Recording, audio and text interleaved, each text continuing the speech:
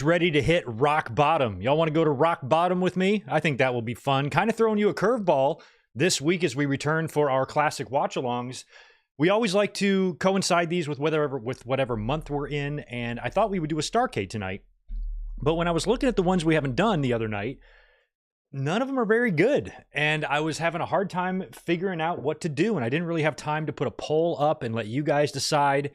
So I looked up the rock bottom card. I remember this one and the one before, D-Generation X in Your House in December of 97. I remember both of these shows not being that memorable. I ordered them both. I watched them both live on pay-per-view, but I don't think I've gone back and watched rock bottom since it happened. So I looked up the card and I compared it to all of the Starrcades we haven't done, like 91, 92, 94, 5, 6, and 99, and I thought that this card would be the most fun for like a holiday watch-along. And we'd have more fun watching this one. So what I did instead is I thought that next week, 1 week from tonight, we would close out the year by watching a Starrcade. There's a poll up right now on the community tab to vote on it. It's 94, 95, 96, or 99. I can already tell 1999 is going to win. And I think you guys are a bunch of sick freaks for wanting to watch that one next week, but we're going to do it unless you guys flood over there to that poll and vote for something else. It's going to be Starrcade 1999, 1 week from tonight, but we're going Attitude Era. Attitude Era shows are always a safe bet. 1998 was a very fun year, and this was an odd time because Undertaker was kind of in transition, moving into the ministry stuff. Rock had just won the title. We're heading into WrestleMania 15, a lot going on with Vince and Austin and Mankind and The Rock. Big Show was on his way in, so there was a lot of things happening around this time. And when I looked at the card, it looked like a pretty typical fun Attitude Era event. And so I thought we would just do this one randomly. I don't even think this was on my radar a couple of weeks ago. I haven't even thought about this show in years, but when I was looking at December pay-per-views, many of these, especially from WWE, aren't very great. We've already done all the good Starrcades. We've done the good Armageddons. And what's really left except some In Your Houses? And I like to stick to 3-hour shows, so I don't want to go back any further than 97, because then it would be It's Time or The Season's Beatings, which were great shows or good shows, but maybe not watch-along friendly, you know? So rock bottom it is. I noticed that maybe a couple of you were having trouble finding this on Peacock. If you are watching on Peacock, all you got to do is just go to WWE and hit View All on the premium live events, and then just scroll until you see rock bottom. This is not attached to any of the In Your Houses, even though it's still technically in Your House. You won't find it over there. It's all by itself. You click on it, it takes you right to it. The runtime, according to Peacock, is 2 hours, 40 minutes, and 21 seconds. The cover art is The Rock giving a rock bottom to the Road Dogg for some reason. That's the cover for this show, even though I don't believe they were the main event, right? Rock and Mankind, I don't think closed the show. I don't think, which is crazy because Rock just won the title the previous month, and then the very first pay-per-view, he's not even the main event. It goes to Undertaker and Austin in the Buried Alive match, which I believe is what closes the show, if memory serves. So we should have fun watching this one. I kind of forgot all of the other mid-card matches on this one, so a lot of when these matches happen are going to be kind of new to me because it's been a few days since I've checked the card, and now I've kind of forgotten it. So anyway, we're going to fire this one up tonight. Thank you so much for being here. Thank you to all of you who were here yesterday for the podcast. It's my first day off in a while, and I go right back to work for 2 more days, and then I've got like 5 out of the next 6 out of the next 7 days off, something like that. Really nice break coming up ahead of me. But it's been a hellacious month up until now. So this most likely will be the final stream. Yeah, it is. It's definitely going to be the final stream before Christmas. But we'll be back here next weekend because we got World's End to watch on Saturday. And then we'll be back here 1 week from tonight watching probably Starrcade 1999. So that's kind of what's on tap. Other stuff will hit the channel, some clips and some shorts this week. But in terms of me being live, this is it until after Christmas. So just want to wish all of you a happy, safe, healthy, and fun holiday season. Hope you all have a great week this week. It is good to see everybody in here. I'll do a few quick shout outs, and then we will hop over and hit play together on rock bottom. Yes, the Lions whooped up on the Bears. I knew they would. Even Seth Rollins was there trying to rile up the Chicago crowd. The only problem is they forgot who they were playing. The Detroit Lions, the 13-2 Detroit Lions whooping up on the Bears. They're going to win the Super Bowl. At least they better. I want to welcome Goose Child's Weldle to the family. Thank you. I'm going to call you GW for now so I don't butcher your name because I feel like it's disrespectful when I can't pronounce someone's name properly. So GW, welcome to the family. Good to see you. Tatanani in the house. Zane G is here as well. Mike Rouse, it looks like you did find Rock Bottom. I'm glad you did. If anybody else can't find it on Peacock, let me know. We'll talk you through it. Just Smitty is in the house. Nate Dog, always happy to see you. Ian Saremi went from watching Good Mike Works podcast to here. Right on. These are fun. These are casual. Just sit back, chill out on a nice Sunday, toss back some cold ones, and watch some wrestling. It's what we do here, man. Glad you are here. George Morris has got $5 for us. Thanks, dude. Always happy to see you. Hey, Greg, how are you doing? How is Tito and Elizabeth? Rock Bottom, 10 out of 10. What about January? We have watched most of the Royal Rumbles. We have. So we're going to have to get to some interesting ones there. I'm going to look at the ones we've done, but we might have to do an 07, or even an 08. For sure, we might have to be treading into later into the 2000s. Once we get into January, it's very possible, George. We'll look at those. We might have to do a sold out, or I guess it's just WCW sold out. What other January pay-per-views have they done over the years? Yeah, just some sold outs maybe we could do for fun. Good to see Ray Frand in here. We got Barry MK in the house. Oh, wow. Really, Barry? You went into Peacock and just searched Rock Bottom and the show came up? See, I don't trust that. Every time I've tried to search for something specifically, I can't find it. So I just scroll until I see it. But Barry's way sounds like it also works. Jay Lambo is here as well. So is Victor Colon. David Brown is in the house. We Are Pro Wrestling is here. So is Ricky Zalbandar. Zach Palgott is here as well. I'm probably missing some. I see Surge here. We got Ryan Adams. Yeah. 13-2 Vikings. Yikes, yikes, yikes, yikes. I still think we're better than y'all, though. We've got the Juliet. Awesome. Mohammed is here as well. Michael Cuomo in the house. Yeah, there's a lot of people here. Chris Cray, y'all are waiting for me to just hit play already. Jake, the original tribal chief, and Killicam 0714 with $5. Hey, Greg, became a member recently. Do you plan on doing a Rumble Memories or Rumble Rankings video? Also, hope you have a Merry Christmas from RDU, Research Triangle. Shout out to Raleigh. Oh my God, I miss that area. I used to live in Greenville back in the day. And RDU, right on. Flew in there last year when I came and visited. Right on. I will probably try to do something for Royal Rumble. Royal Rumble memories are hard because my Royal Rumble memories videos would only work up until like 2006, and then it's a blur. So like literally the last 18 Royal Rumbles, I remember nothing. And Killicam, I mean nothing. I couldn't tell you who won, what the fucking main events were. I mean, a couple of them. I remember the Cena one and John Cena and Umaga and a few tidbits here or there. But for the most part, I am oblivious to those. I have no memory of them. And so it wouldn't be, I wouldn't be able to provide a good memories video because I'd have to watch 16 Royal Rumbles and then write down notes, and then it's just not possible. But I would like to do some more special videos or maybe focus on one particular match or a top 5. Things like that I can still do. But if I'm trying to remember every single every single Royal Rumble or WrestleMania for that matter, it only really works up until like the mid 2000s, and then I'm done. My brain is shut off. So I'll do my best to have more content like that on the channel, but I am not a guy who is ever going to win any trivia contests, because I just don't know who the 4th entrant is in the 2011 Royal Rumble. I don't even know who won that year, much less who the 4th entrant was. So I just don't have the memory capacity for that anymore, but maybe one day we'll try to hit the channel with some more fun content and stuff like that. I really like the top 5s have been fun on the shorts, and it is 2025. It is a new year, so we'll try to develop some new content. As Tito is making some sort of a noise.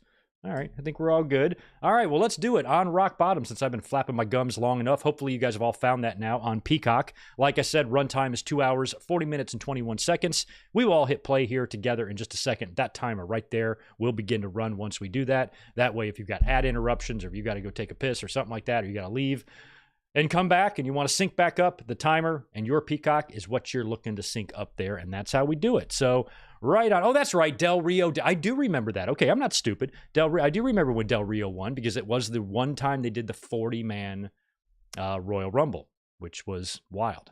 Anyway, let's do it. Let's do it on Rock Bottom. Let me get my finger all queued up, or my fingers, and we will do a countdown from 3 and hit play together. All right. I am locked and loaded on my end. I think we're ready. All right, here we go. 3, 2, 1, play. All right. We are good over here. Oh, and we're opening up with yesterday at Planet Hollywood. Oh, so this show must be in Vancouver. I got no volume. There we go. This is early Rock. I mean, not really early. He'd been doing this for about a year now, but really starting to get a babyface reaction from the fans right around when he won the title.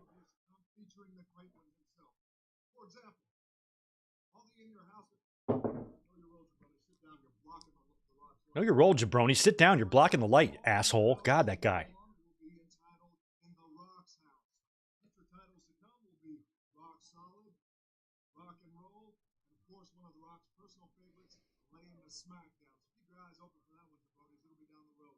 Yeah, none of those ever happened, Rock. Sorry to tell you.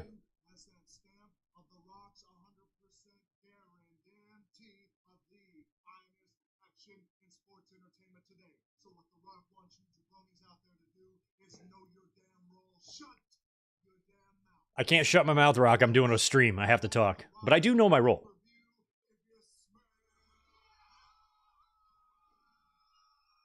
That big eagle belt, man.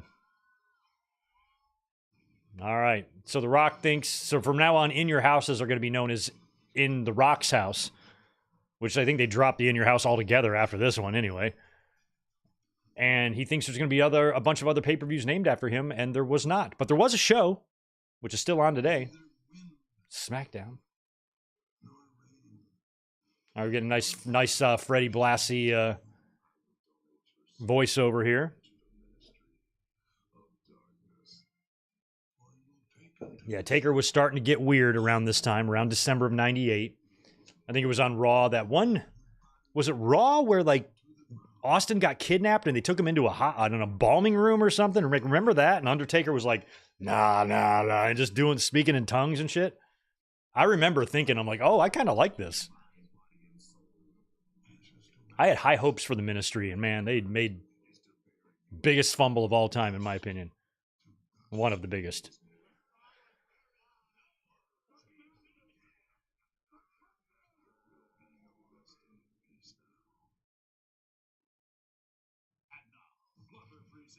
Glover. The hell's Glover?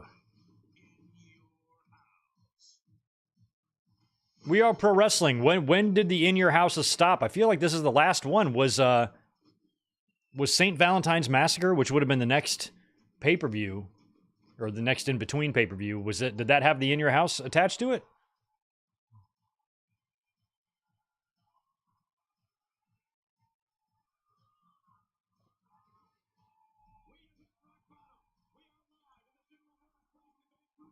How many Buried Alive matches have we had up until this point? Is this just the second one?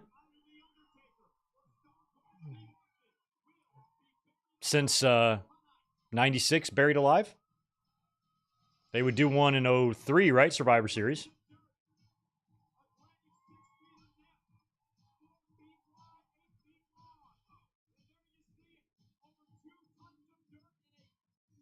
And a black wreath. I like how they have... It's so dumb how they have, like, fake roots, you know, like, around the grave. Like, there's no trees. Where are the roots coming from?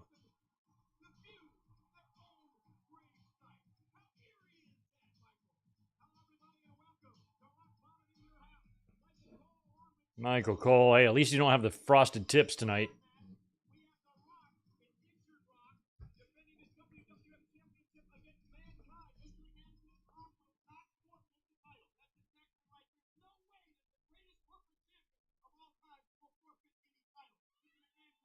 Oh, they did one in night. Oh, that was a Buried Alive match? The tag match? Holy shit. I don't know why I don't remember that. I kind of do. When SmackDown first started in 99, when I was living right outside of RDU, I didn't get UPN. So I had no way of watching SmackDown. And it really sucked because I was a huge fan. And so back then, the internet was a thing. So I could look up results and stuff, but I couldn't watch the show. And so the entire time it was on UPN, I never saw it.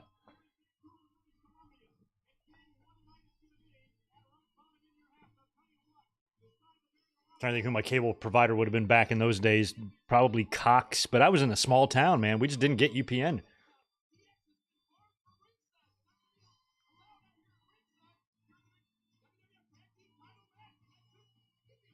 And then I got lucky, like a couple of years later, I noticed that my local Fox station would replay SmackDown that was still on UPN at the time at like 2 in the morning. But this was probably like 2001 or something, or maybe even 2. It was a couple years after SmackDown started. And I remember that being helpful, but still, I had no way to watch SmackDown. I went to a bunch of SmackDowns, but couldn't watch them.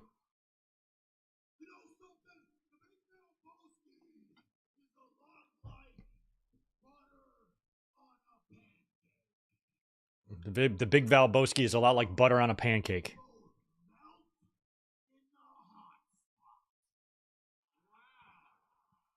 They both melt in the hot spot. Okay, is this a one-on-one match, or we got a supply and demand tag team match here? Yes, his partner. Sweet. New York City. Kind of a really minimal set there. Just 2 big portraits of The Rock, and look at these ladies. Pimpin' ain't easy, but pimpin' looks quite easy. I will say that. It doesn't look like a difficult job to have.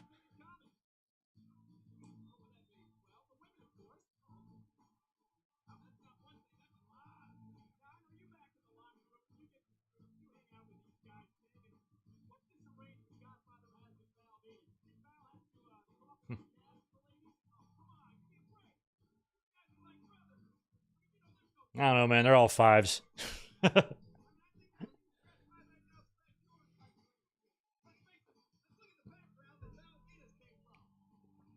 Is this back? The back of his shirt says "Hempin' ain't easy." That's funny.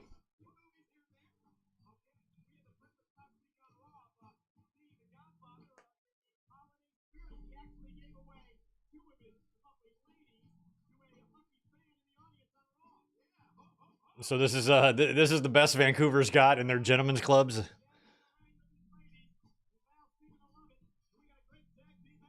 I happened to be in attendance for one of the hottest hoe trains ever in Charlotte, and then we ran into them all at the Waffle House after. And one of them in particular, like I thought could have been a movie star. I'm like, you're way too pretty to be an exotic dancer, but you're probably making some money.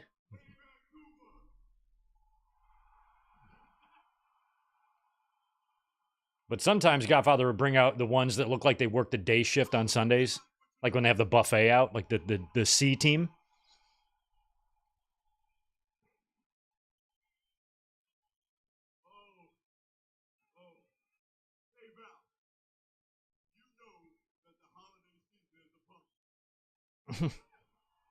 Yeah, Val's aware of that. Val's doing the meme. What's the meme with the big guy and he's like by a tree and he's like licking his lips and doing his hand? Val is doing that right now. You know the one I'm talking about.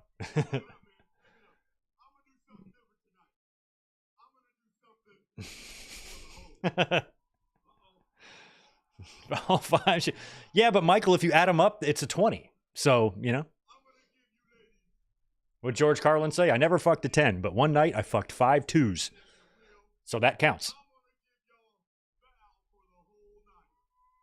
Oh, Val's going to get the whole night? All right.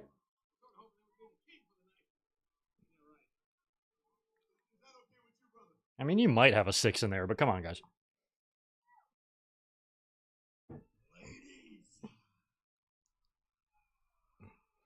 Fox Star Killer, good to see you. You got a sold out 2000 suggestion. That sounds horrible. WCW in the year 2000 can't be great.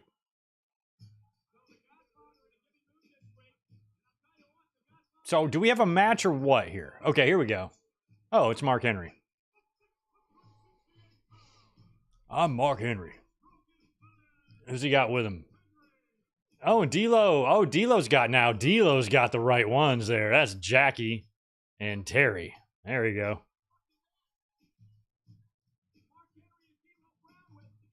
Mark Henry. So this is like most of the nation and Val Venus. And Terry Runnels, who Val... Has Val had the thing with her yet? Doesn't Val do something with Terry?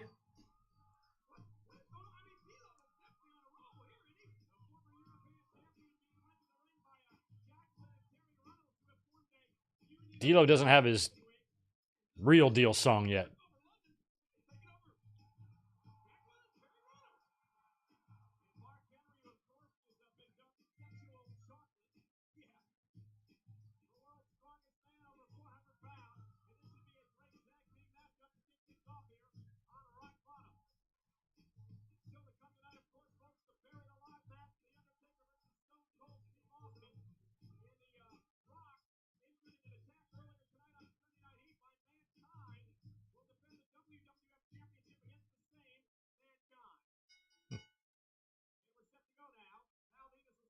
That's right. D'Lo and Val had a little thing. I think they worked SummerSlam, right?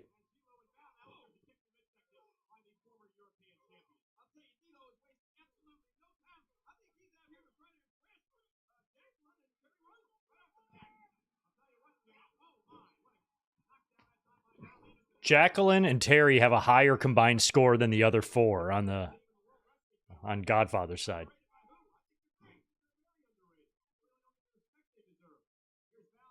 Oh.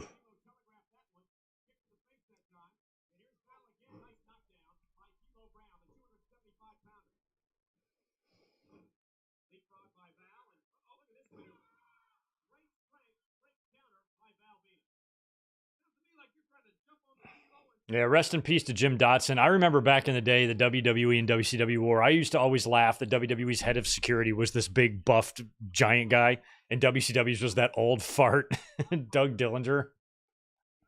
Looked like Kenny Loggins out there.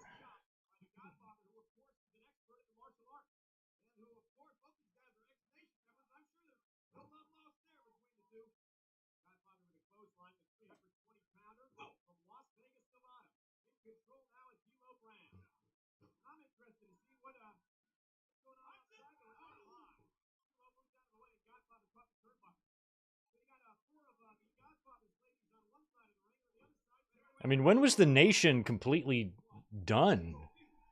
When did Godfather become the pimp Godfather? Because he started doing it when he was still in the Nation, because he started wearing the hat and the cigar. So that would have been like, they were still together then, like in the summer. Right? So feels like Nation was probably only 6 months disbanded by this point.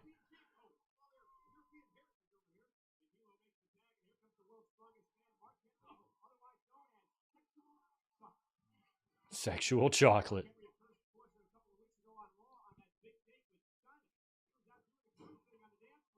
He was doing the groove thing. Michael Cole, you've got to stop talking. Like, Michael Cole should just not talk, but that means we'd have to hear Lawler. I think Lawler shouldn't talk either. It should just be us. Y'all just want to mute it?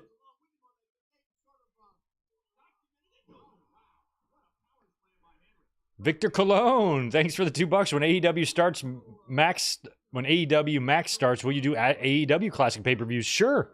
Many of those we've already watched together. Most of those I did watch-alongs for. Not all, though. Not all of them. First couple years I didn't.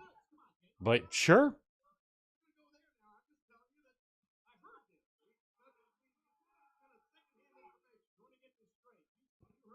The sweet spot for me is 1985 to 2005. That's a sweet spot. Right in there is where I like to be. But we need to start branching out because it's been like over 3 years of watch-alongs now, so we need to start doing some other shit. Eventually we'll get through all the shows from my sweet spot.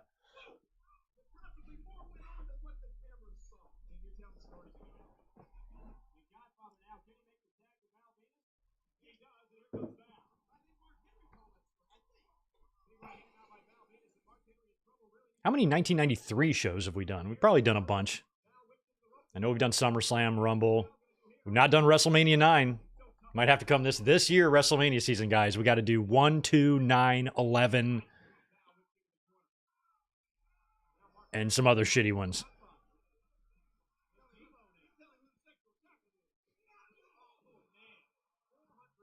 I like that Avalanche spot. That's how Bundy beat Orndorff once, with Andre grabbed his tights in the corner, held him, and Avalanche.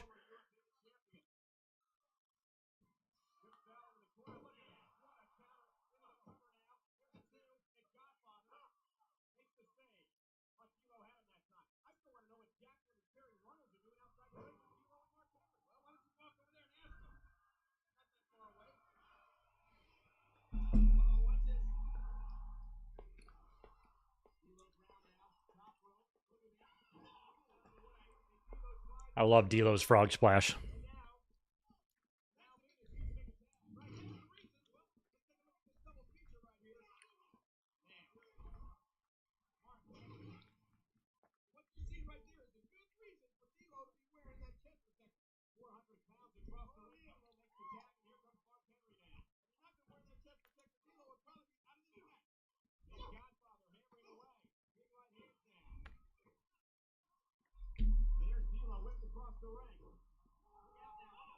Ooh, I thought I was gonna go flapjack. He went body drop.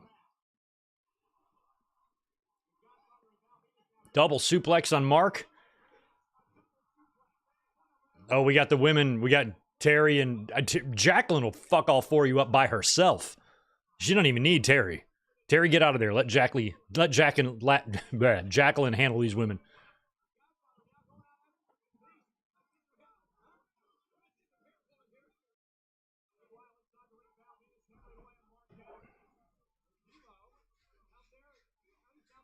Yeah, you're mouthing off to Godfather. Oh, there's Jackie. Oh, she pulled down. Oh, she pulled down Val's panties, revealing a thong. Henry capitalizes with a splash for the win. Yes, that's who I was hoping would win. Jacqueline's so hot. Look at her. Oh, she even get the thing? Yeah, right on, Jackie. Terry. Terry, you didn't do nothing.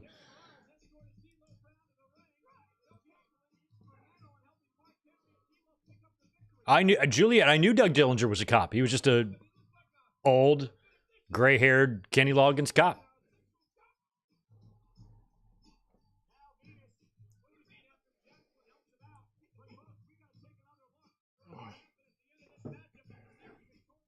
Doug Dillinger is the father of Sean Spears. If you know, you know.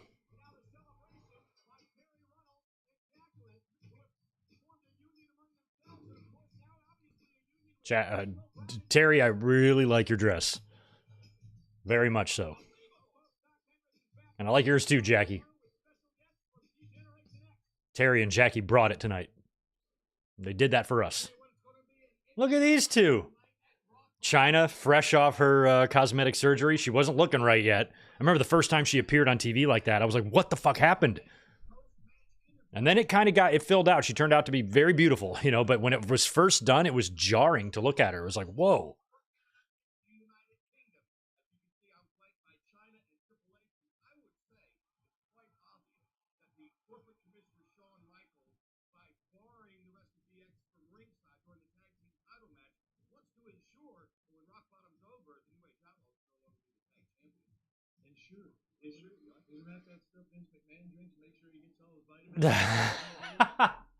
That's where that is.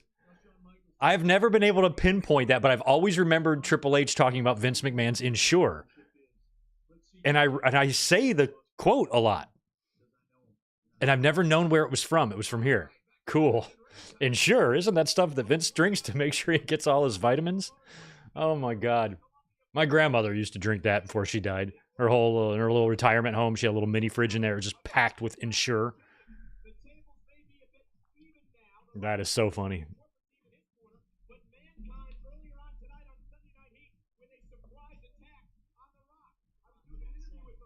Oh, I remember this. Mankind like sneaks up from behind him. I remember this.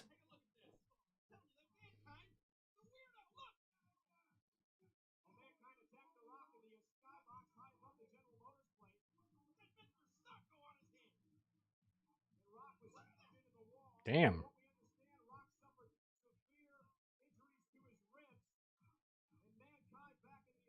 Okay, so this is where the Grizzlies would have played at the time when they were in Vancouver. They're not there anymore.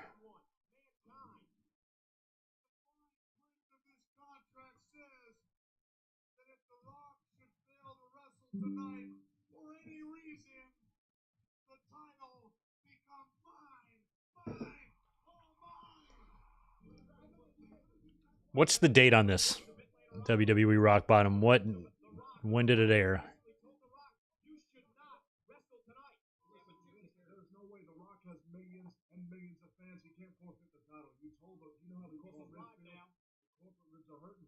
The corporate ribs are December 13th. Okay, this is early December, but Mankind is only a couple weeks away, a few weeks away from winning the championship on January 4th.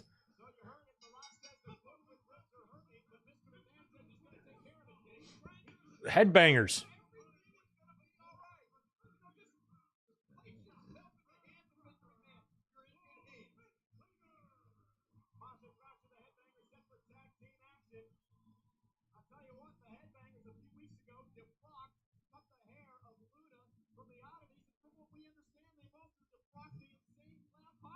Okay, so I think Headbangers are heels here.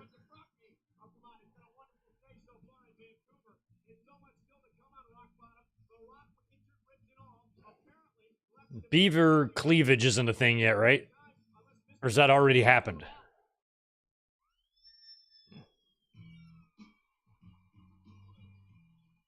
Oh, this is not the Insane Clown Posse version. Look at this terrible dubbing. Oh, this is god-awful. Like, the Insane Clown Posse version is not half bad. It's actually a good theme. This is, oh my god. This is up there with the Rick Rude dubs, which are also horrible.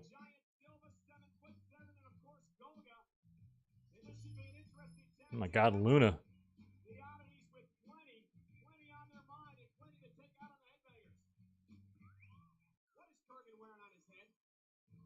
This is just the worst knockoff version of this theme.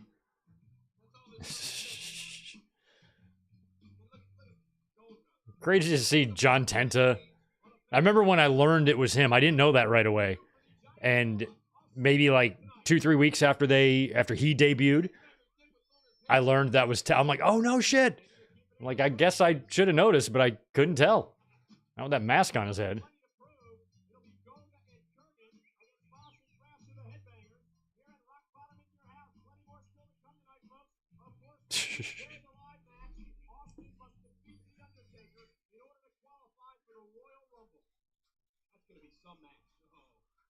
Earthquake, Avalanche, Shark, and Golga.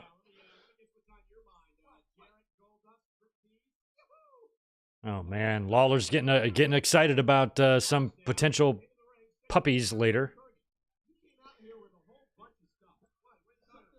Kurgan, oh my god, I remember watching Raw live the night that the Truth Commission debuted, and they had that spokesperson guy, and he's just out there on the stage, rah, rah, and I'm like, what the fuck is going on? What is this?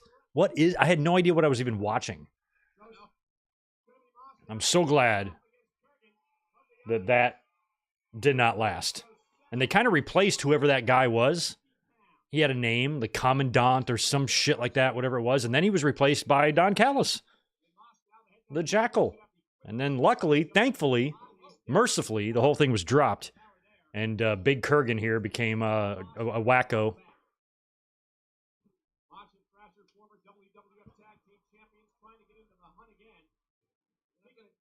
Like, if you went into a loony bin, I'd expect to see somebody looking like Kurgan there. He's wearing a random-ass hat. Keeps talking about some ham sandwich in the refrigerator that's the president, you know, things like that.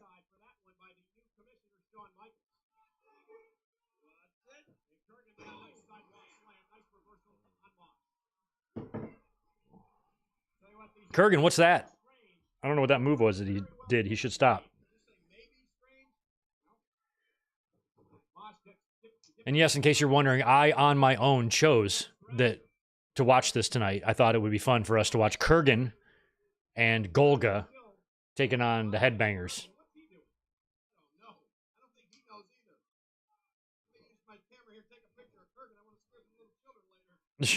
What's the Sunday night game? I forgot about that. I don't even have the TV on. Once the Lions whooped up on the Bears, I stopped caring. Oh, it's Bucks and Cowboys? Oh, okay. Who cares who wins that? I don't care.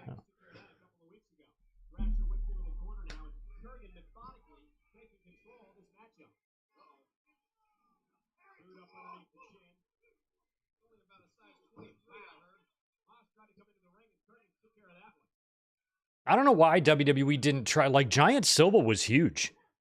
And I felt like WWE saw what WCW had in the Giant, and they tried to get their own. They had Kurgan, and they had Giant Silva.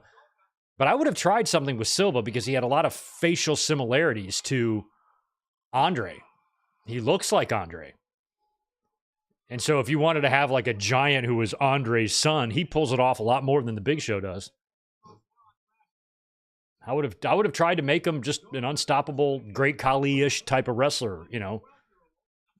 Somebody that they could rival Big Show with. Or the Giant with.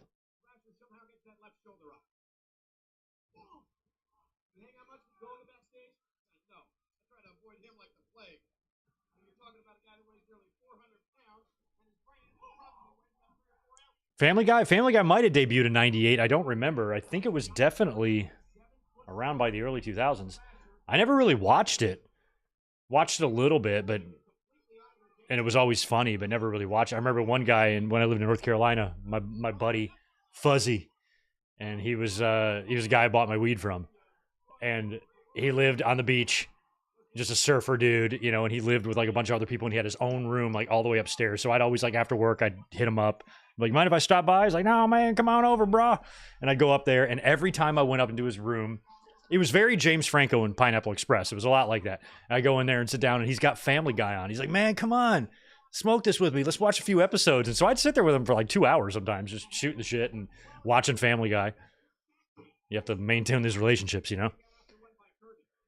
Nowadays, my relationship is with a text message and it arrives at my door.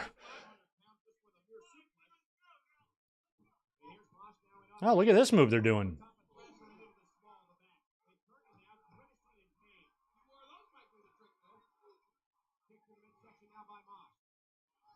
Like, I feel like if you had Kurgan and John Tenta and Silva as a serious trio, they'd be pretty unstoppable. These are huge dudes.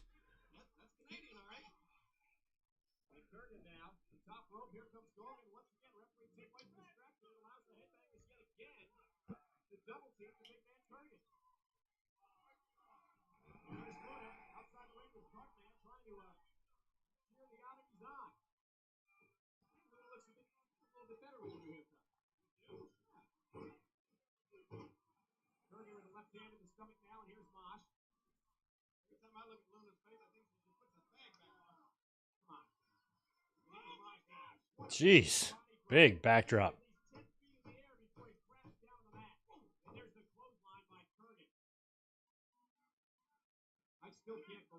This match is going on way too long.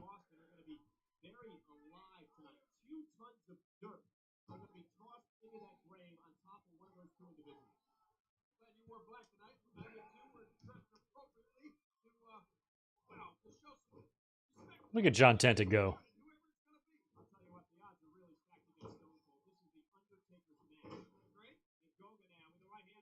Drop kick. I wish it's such a shame that John Tenta passed away. Because he got very ill there in like 2004 or 5. I think he passed in 06 maybe, something like that. And I just really wish he wouldn't have died so young and tragically, because he'd still be a relatively young man now. And I would love to get him on the channel and like interview him or hear him in podcasts or, you know, appearances and just talking about what he thought of Golga, you know? I don't think a John Tenta shoot interview exists. I've never seen one. That's going to be that's going to be it.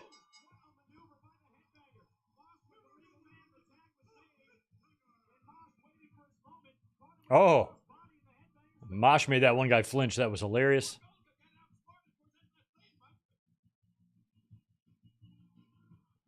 The funny thing is the idea, the people that are in the Oddities, that's actually an interesting idea for a faction. Those 3 giant dudes and Luna, but instead of being silly, you know, carrying around Cartman stuffed animals, what if they were monsters? 3 giant monsters led by a little monster woman.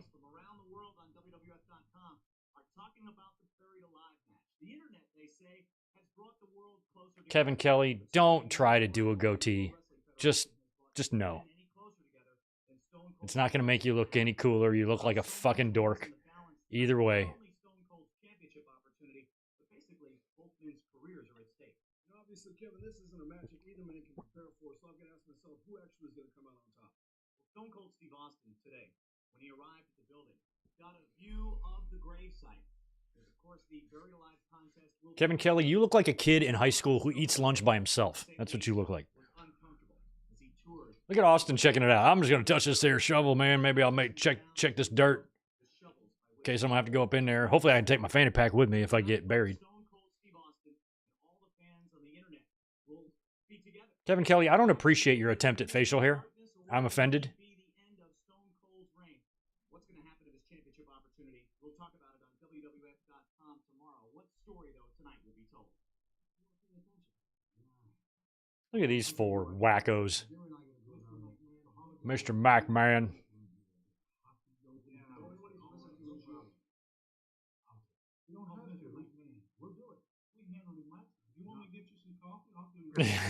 You want me to get you some coffee? Dr. Tom looks like a dork. Dr. Tom looked like a sexy beast who would have to beat the women off of him. What are you talking about? That's a haircut I wish I could have. Holy shit. That's a pussy magnet right there if I've ever seen one. And here comes Owen. Listen to the ovation Owen's getting in Canada. Oh, the lethal nugget.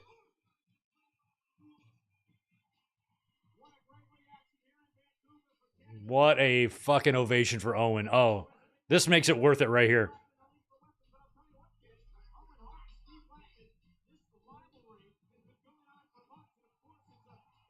Yeah.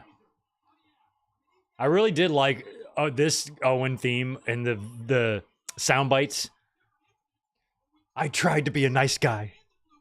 I was a victim. Oh, so good. Hey, look, there's Owen and the Blue Blazer. Didn't Coco Beware dress as the Blue Blazer too? They had a black one, which was funny. I think it was Coco.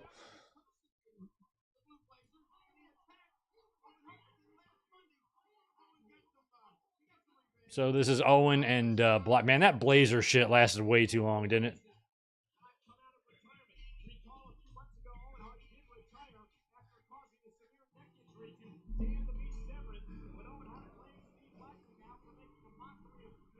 Steve Blackman's theme is just one that I associate with 1998. I don't know why.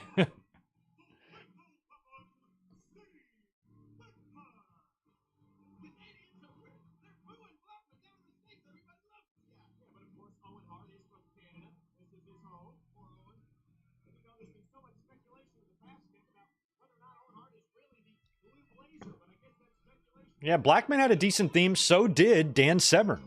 Had a good one, too.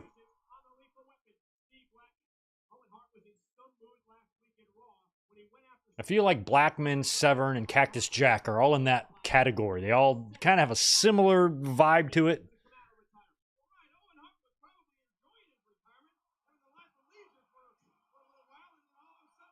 I think a modern day equivalent example of those three themes would be something like Shayna Baszler's NXT theme, which I miss. Dun, dun, dun, dun, dun, dun. Dun, dun, dun, dun, dun.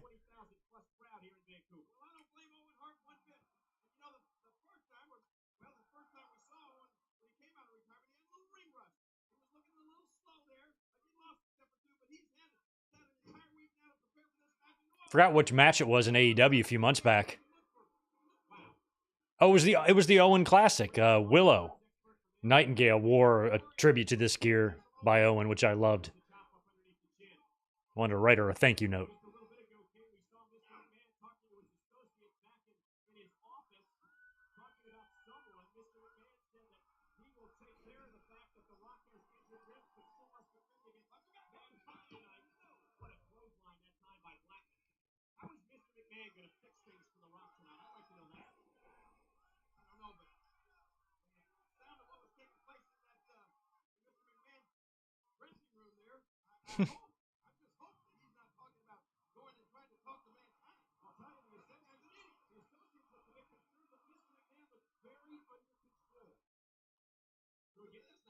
I really hope Owen wins for this crowd. Nice snap suplex.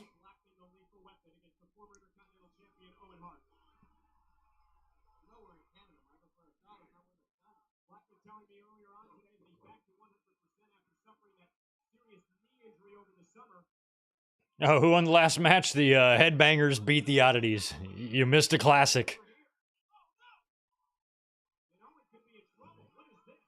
I'm not sure if the best match I saw this week was Will Ospreay and Darby Allin or the Headbangers against the Oddities. It's a tie.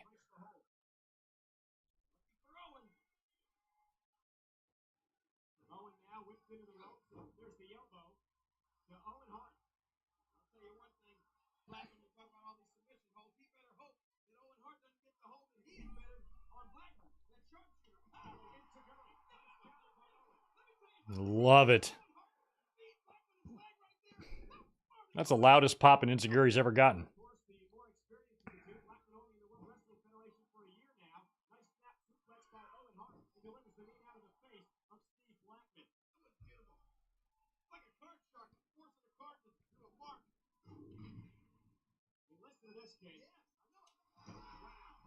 Oh.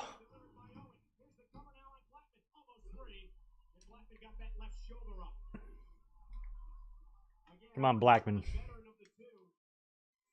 Give Owen a fight here. He's beating your ass.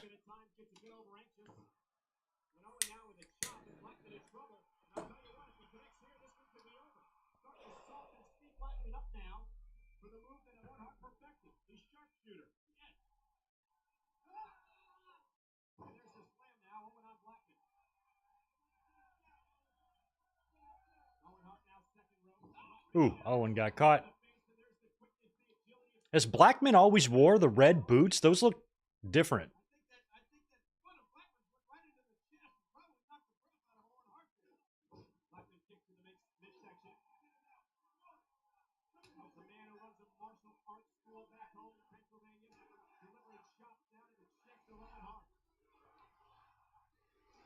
I know. Blackman has, like, I have a bunch of family. Like, when I lived on the East Coast, I had a bunch of cousins and some aunt and uncles and stuff that lived in Pennsylvania, about 8 of them. And they had Pennsylvania voice. Like, there's a Pennsylvania voice. And so when I hear Blackman talk, I hear my relatives. Because whenever I would visit them, they had Pennsylvania voice. That's just what I called it, because it's very distinct, certain parts of Pennsylvania. And Michigan is like that too, in the Midwest. And so I always can kind of pick out a Pennsylvania accent.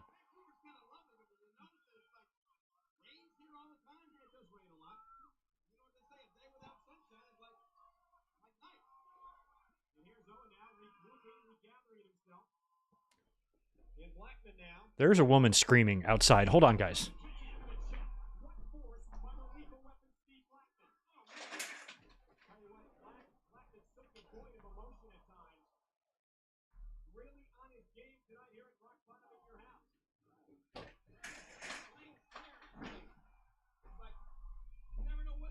All right. I think that was just somebody having fun. Whew. Thought somebody was getting attacked outside.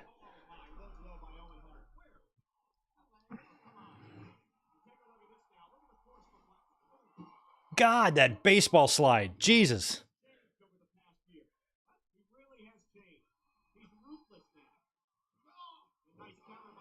Inverted atomic drop, spinning heel.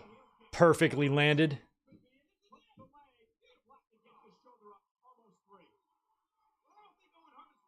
All of us are Canadian in this match. We're rooting for Owen.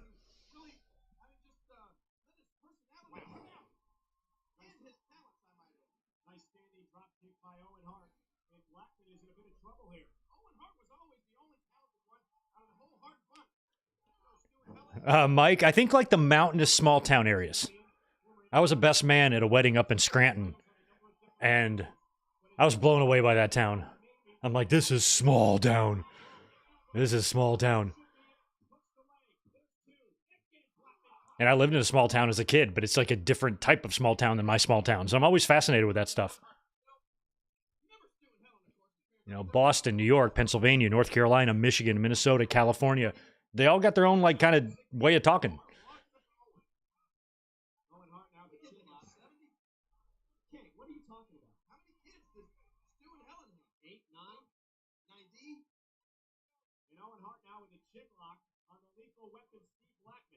Lawler thought that Stu and Helen have 70 kids. Cole thinks it's 8 or 9. I believe it's 12. I believe that's the right number.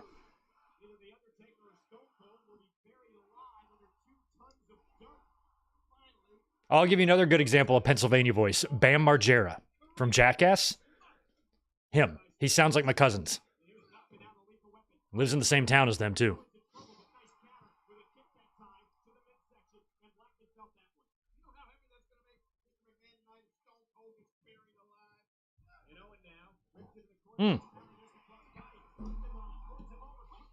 Come on. Come on, Owen. Come on. Another one. 2 enziguris and a spinning heel. Mr. Martial Arts man had to eat. Remember, Blackman, best block, no be there.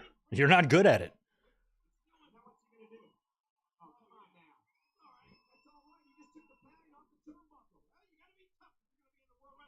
Is that accurate, Chris Ludek? Are you in here tonight? Best block, no be there? Is there a better way? Oh! Oh. Owen and Brett could do that top buckle sternum bump, and Owen took it without the pad on. Ugh. I just don't know how you don't give yourself a heart attack doing that.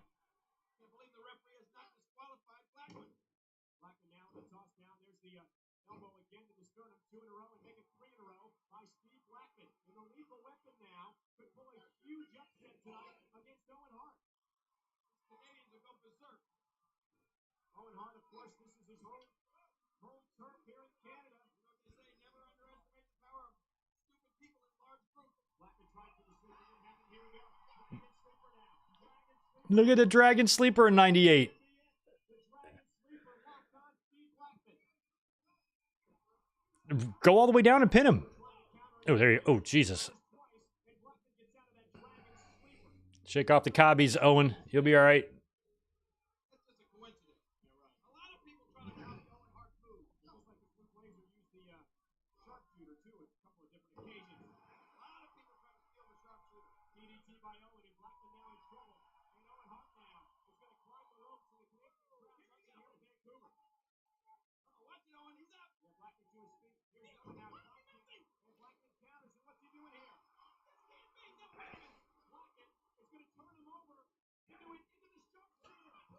No, I can't. Owen can't tap to this. We're going to shut the stream off. We're quitting now if this happens. If Owen taps out to the sharpshooter in Canada, there's no excuse for that. Come on, Johnny Lawrence. You got it. You got it. He's there. Yes. Owen's cut on his shoulder there. I don't know how that happened. Oh, probably on the... Might have been on the buckle.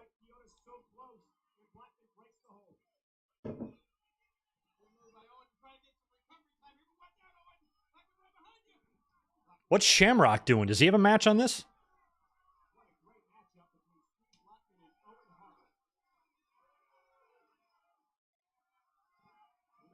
No, don't get counted out. Oh, Owen. Man. It's all right. I don't blame Owen. Blackman was cheating.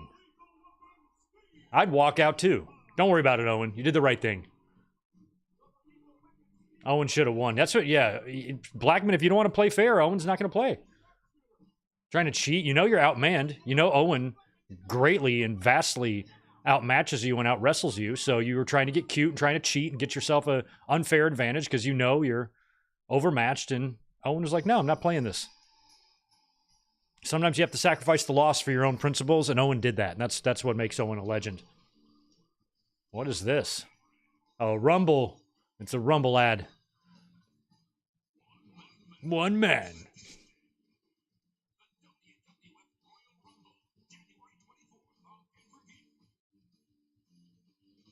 You change like 1 or 2 words, that could be an ad for a gangbang.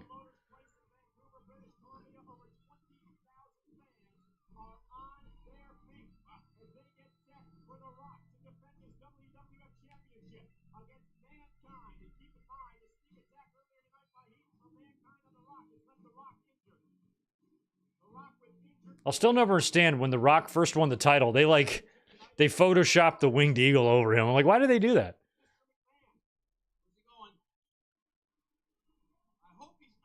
You couldn't get some promo shots with him after the pay-per-view in the back for your graphic? He's trying to find Foley, who's probably hanging out and...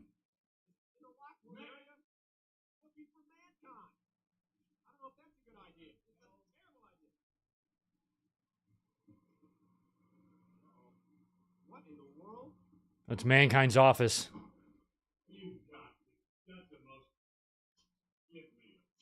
This little door, this little tiny door. Go on in there, Vince.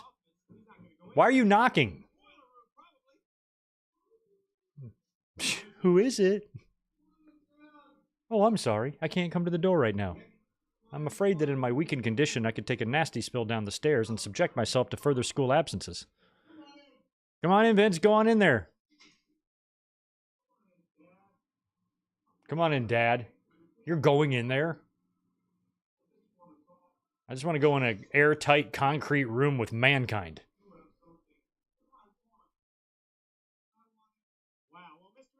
General Motors place. Okay. Ryan Adams, I ordered that pay-per-view. It's one of the few WCW shows I ordered. I probably did 2 to 3 shows a year, and I ordered Sold Out because I wanted to see Brett's first pay-per-view match. And he faced Ric Flair, and it was okay. We could do Sold Out 98 in January. I could put it on the docket. See what else is on that card.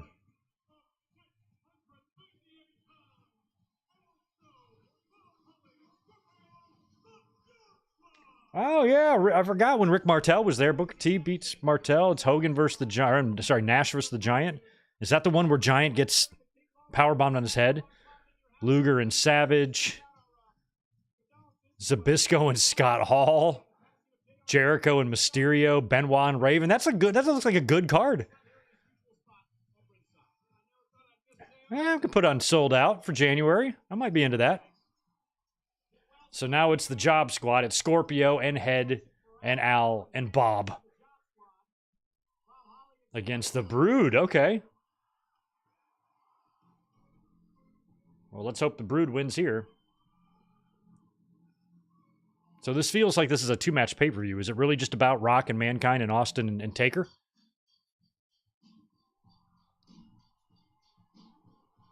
There's no stage for them to come up through. They just got to walk.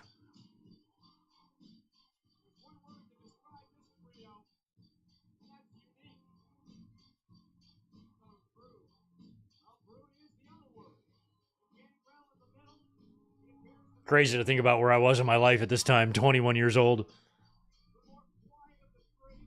I spent 11 months away from the restaurant business during this time.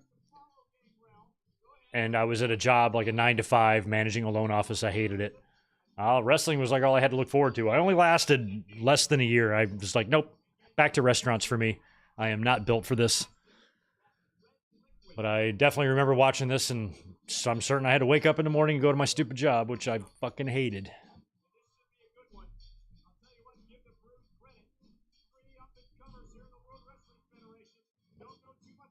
I remember going into work one day. I go in, I open, I unlock the doors and everything. It's like 8:00 or it's like 7:58, 2 minutes before we like open essentially.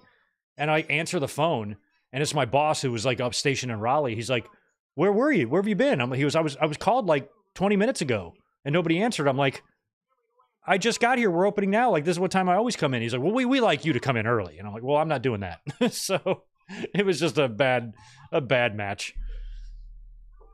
I'm like, I don't do mornings at all, much less this early. I'm like, oh, you told me I got to be here at like 7:45, which I was. And like, no, we want you here at 7:30, and I'll just being assholes. I did not like it. I was not meant for that. I'm like, don't yell at me for not doing anything wrong. If I do something wrong, yell at me, but don't yell at me for no reason. I'm like, I'm going back to my universe where it's normal, where I get paid a lot better.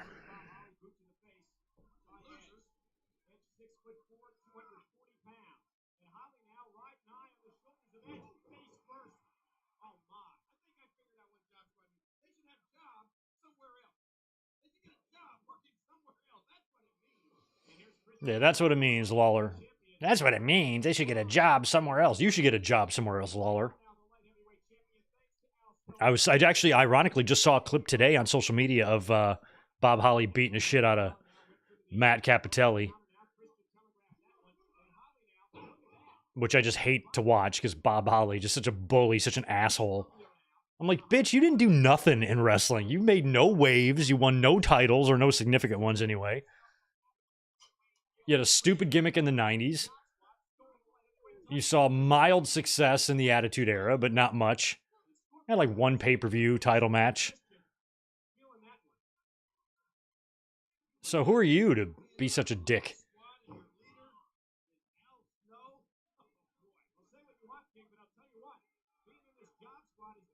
Oh, I thought he was going to go 450 from the second rope.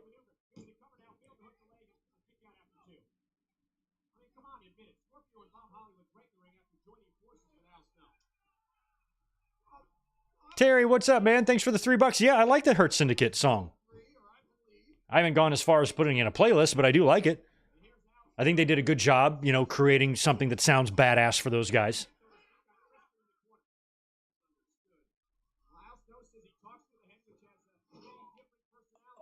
Oh, Christian with the sternum bump, too.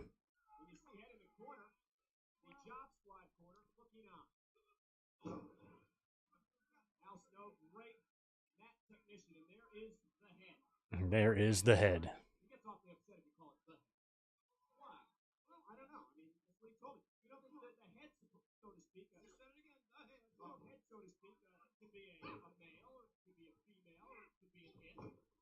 Or it could be an it.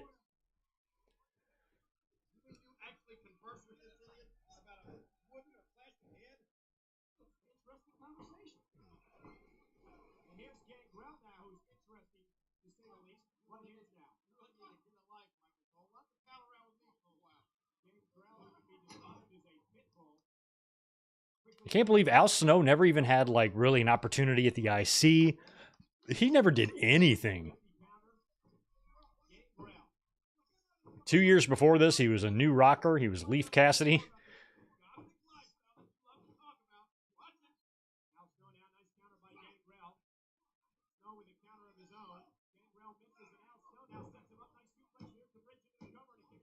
The year before that, he was Shinobi.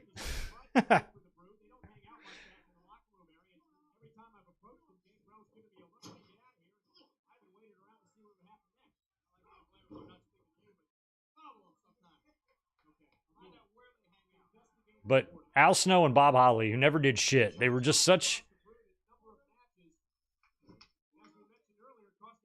like condescending jackasses when it came to like the Tough Enough coaching.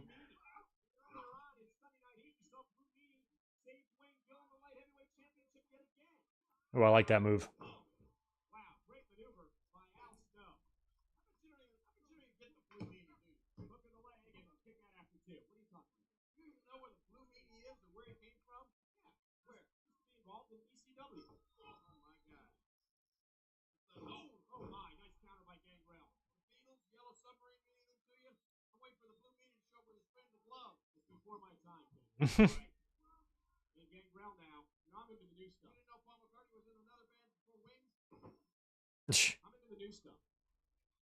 Cole, you're into the new stuff?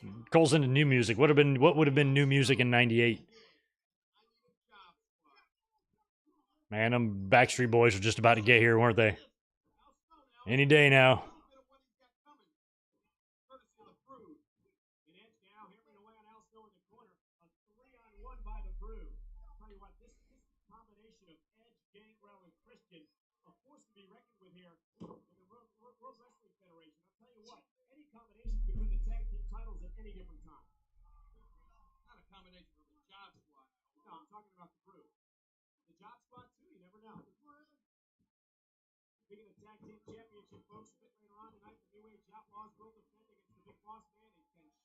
Oh, there's Kenny. He's with Boss Man in the tag title match later. That's where he's at. There you go, Fudgies. I like the Fudgies. I thought Lauryn Hill was going to be a huge deal, and then she wasn't.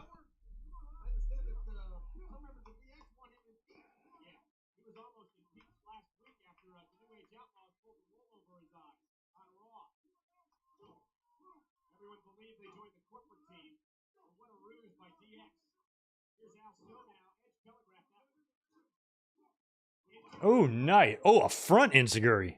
That was actually pretty good. Enziguri to the face.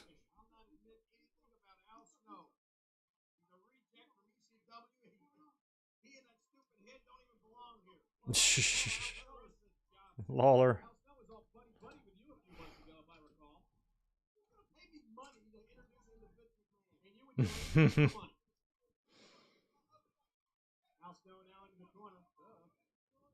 Closing Time came out in 98 by Semisonic. So Michael Cole's into that. Thank You by Alanis Morissette. The Way by Fastball. That's a good song. That Thing by Lauryn Hill. Fly Away, Lenny Kravitz. Are You That Somebody, Aaliyah. Some good shit in 98, man. Destiny's Child. The Boy Is Mine, Monica. Because of You, 98 Degrees. Haha. Slide, Goo Goo Dolls. That's not a bad tune, as they say.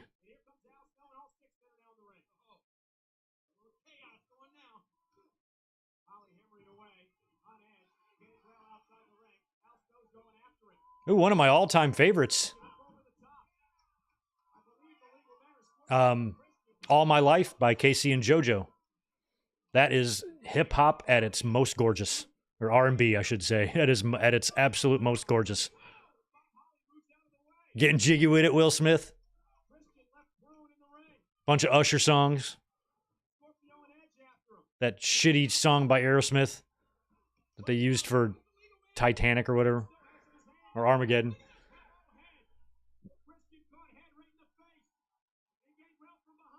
Christian ate head, but he ain't losing this match. At least I hope not. Nope, here we go. Here we go. Scorpio's going to get caught. He's going to go for the moonsault, but Edge is going to do something here. Oh! Was that a moonsault leg drop that Scorpio hit on Christian? Jesus Christ, man. Yikes. That's a move that could just go horribly wrong right there. Oh, wow, Edge with the dive. All right, we're getting the finish right now. Everybody's powdered out. Scorpio's isolated. Here comes Christian. Unprettier. Yep. Boom. Brood wins.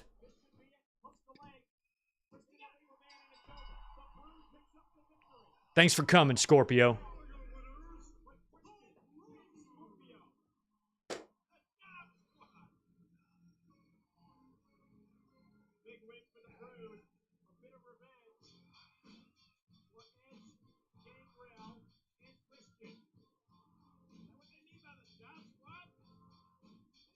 Too bad, jobbers.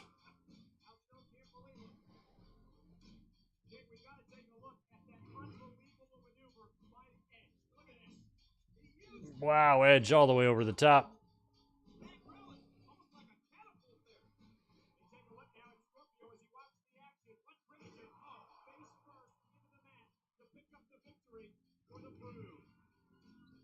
What an awesome theme they had, too. Brood was one of the best ones of the Attitude Era. Man, that WWF The Music Volume 3 CD is the best album they've ever had.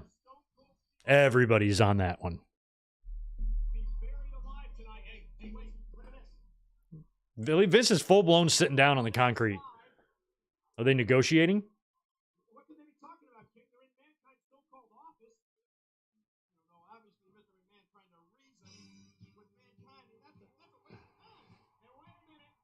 All right, this is going to be Jeff Jarrett, and obviously he's going to have some puppies behind him.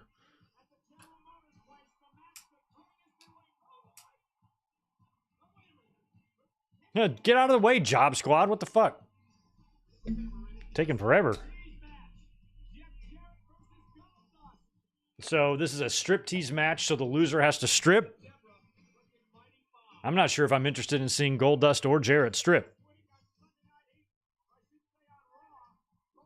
I think it's Deborah who has to do the stripping, I believe, right? He flashed her. Ew.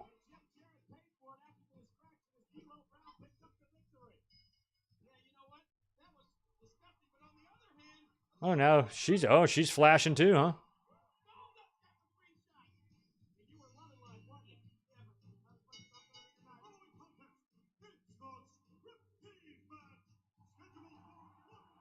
The striptease match. Tasty cakes, pie, strudel. Fans were idiots.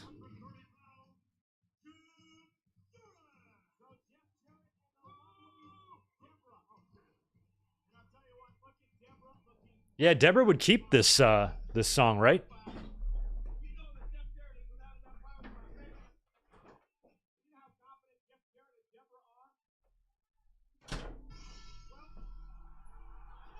I think this right here is my favorite Goldust theme. Is this specific one he's using here?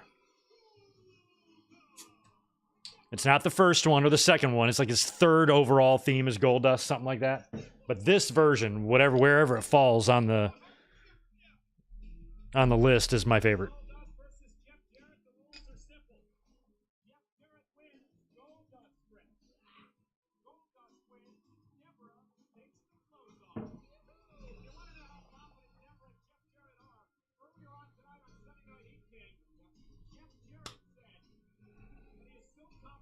Big win for Dustin Friday night with Sammy Guevara. Texas bull rope match in Hammerstein Ballroom against the Righteous. Pretty bloody and violent, apparently.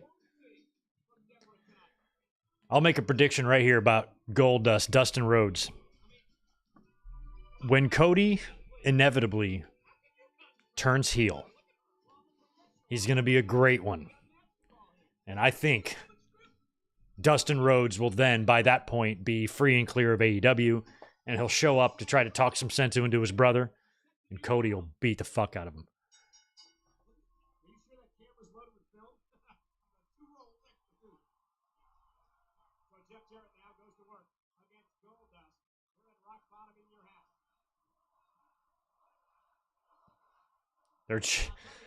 The crowd is behind Goldust big time here because apparently Deborah has to strip.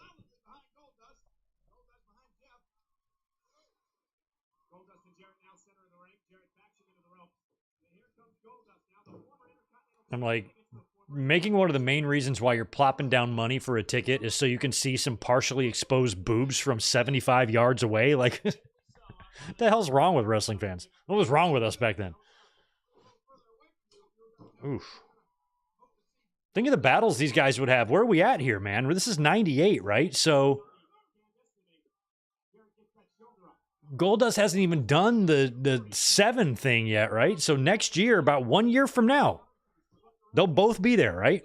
1 year from this moment, they should both be in WCW, and they're probably going to be feuding. I think they had some pay-per-view matches there.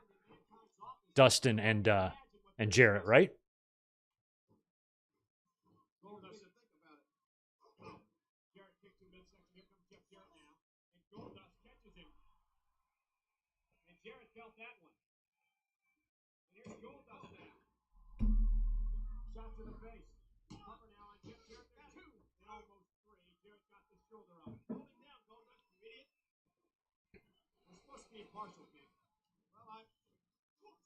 Elbow by Jarrett, Goldust knocked out of the ring.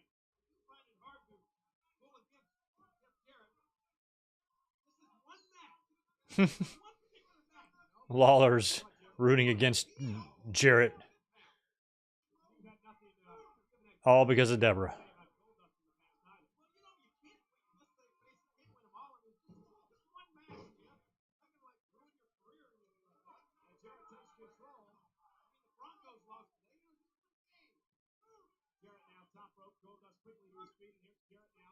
Is Lawler a Broncos fan?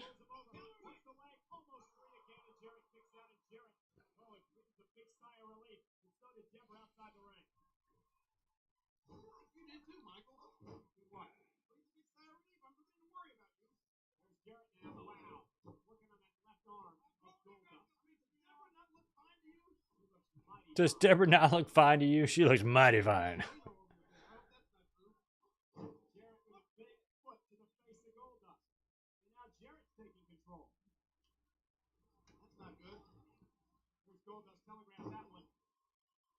I think I wasn't into, maybe I wasn't as into Deborah at the time because I was like, you know, in my 20s, and I thought Deborah was like an older woman.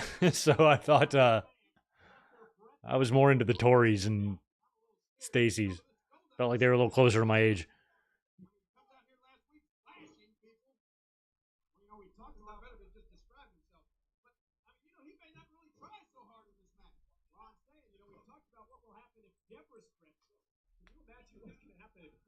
Oh, that's right. So if Goldust loses, he strips. If Jarrett loses, Deborah strips. That's right.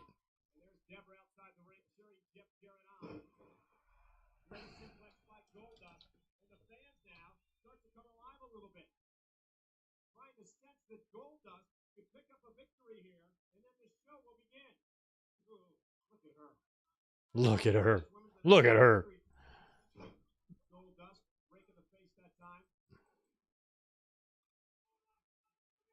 Jarrett whipped into the ropes now. Goldust misses with the right hand. Here comes Jarrett again. Ducks underneath him. Goldust catches the drop kick up underneath the chin. And here's Jarrett now.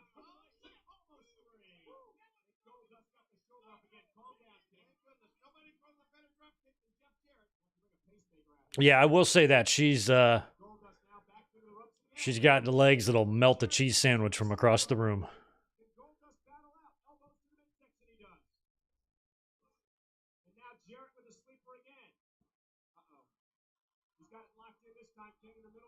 Jesus, I can see Goldust's entire package. I don't need to be looking at that.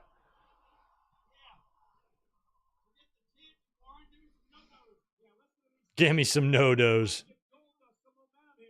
When I used to travel and go to wrestling shows a lot, I would take that shit. I would get like you could buy those little stay awake pills at the gas station. I would take those all the time.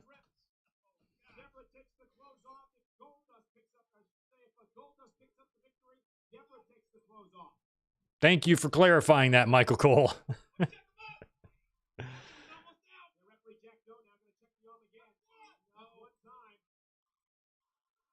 Oh yeah, Deborah is 4 years older than Austin.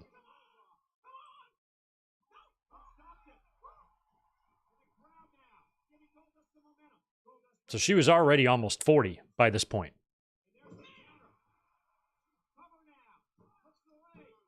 Which 40 is not old at all. It's just, you know, I was 21.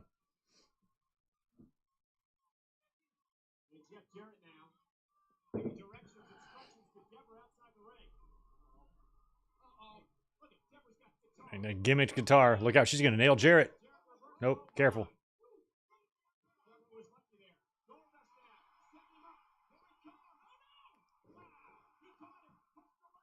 No ref.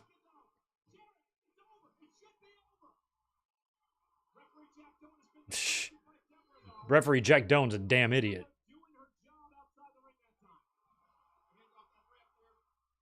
What is he? Oh, sunset. I'm like, what is Jarrett trying to do? How did he not pin him there?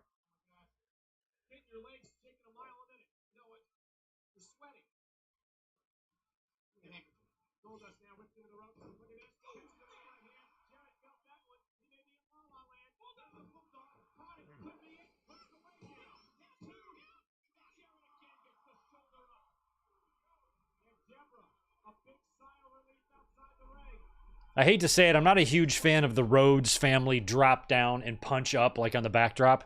Cody does it too. I just don't love the move. Oh. Deborah. Oh, look at her squeezing the big, hefty buns of Dustin. 2 handfuls right there. Deborah's lucky. She got to feel all that. Oh. Shattered Dreams is right. I don't know how they work that move. I know that he's kicking the turnbuckle underneath, but that's still got to hurt like a bitch. Oh, no.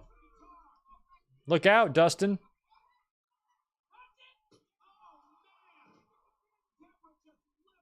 How stupid is Jack Doan? Do you not hear that, Jackie? Jackie Doan? Did you not hear that loud crash? You see all them bits of balsa wood in the ring?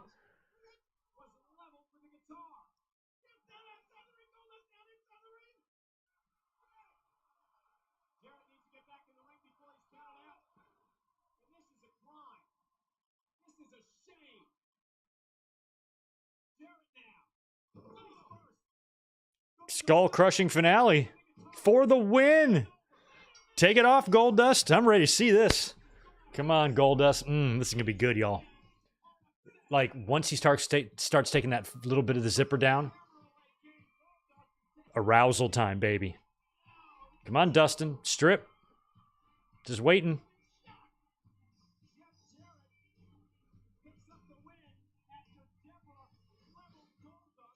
Oh, here comes Commissioner HBK. Here comes Commissioner Michaels. I'd be willing to bet Sean has got about 13 oxycodone up his ass right now. Oh, Sean's gonna make an executive decision here. He's gonna say nope. How cool is that? We're gonna watch these two face each other next week. Dustin and Goldust. I'm sorry, Dustin and Jarrett at Starrcade. All right, Sean's gonna make Deborah strip, I believe, here.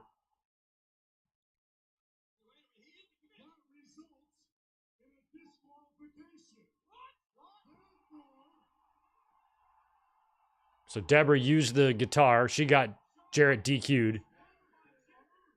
Therefore,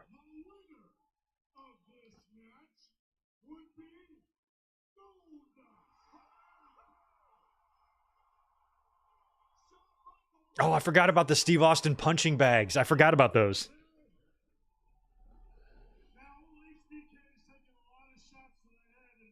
Yeah, we know you have, Sean.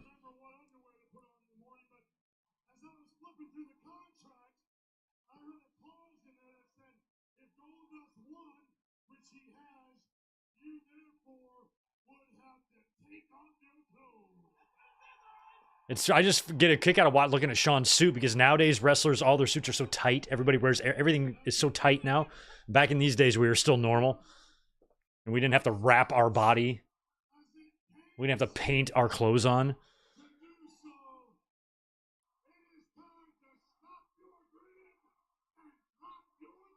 Stop your grinning and drop your linen. She's not even grinning. Stop your scowling and drop your blousing. I don't know, something like that would be better.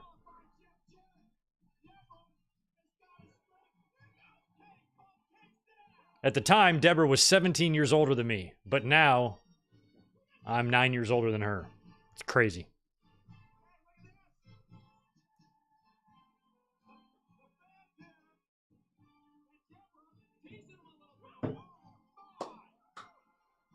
Now she's getting into it, starting to smile. Sean, you got a hot wife at home. You got a Nitro girl at home. Oh, wait, no, you don't have her yet.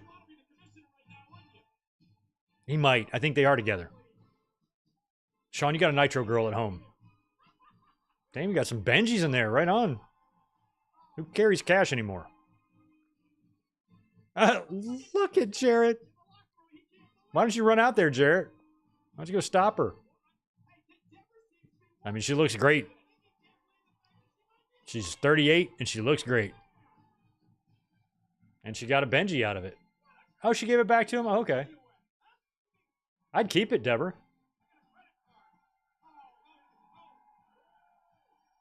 Look at Lawler freaking.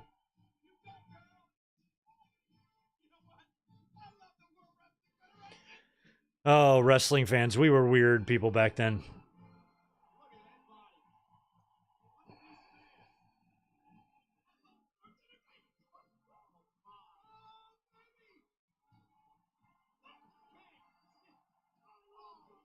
Yeah, just Smitty. Jarrett still wrestles a little bit. He works for a different wrestling promotion. It's not WWE. It's something different. It's called AEW. It stands for All Elite Wrestling. And they air on cable also on different nights of the week. Check your local listings.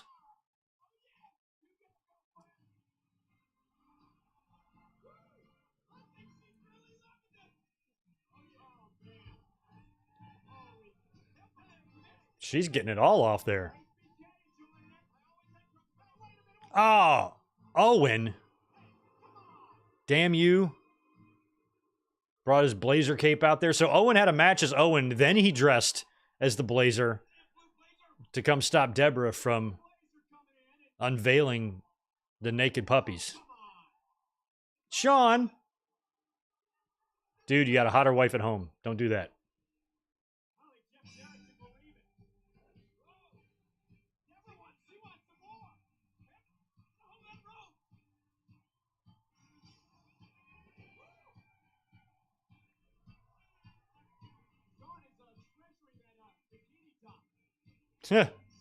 Sean is treasuring the bikini. He's rubbing it on Jarrett's face. He's like, Sean's like, I'm keeping this.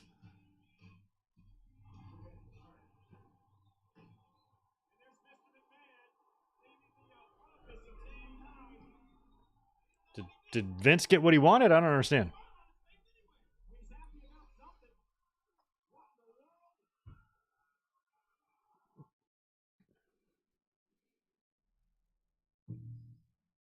Oh, these two guys. I'm pretty sure that one or both of these guys are still around in the company.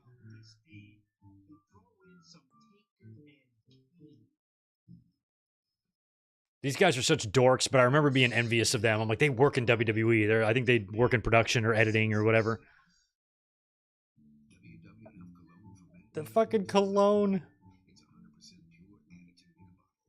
Attitude in a bottle. That's another piece of merch I never bought. I never had some WWF cologne.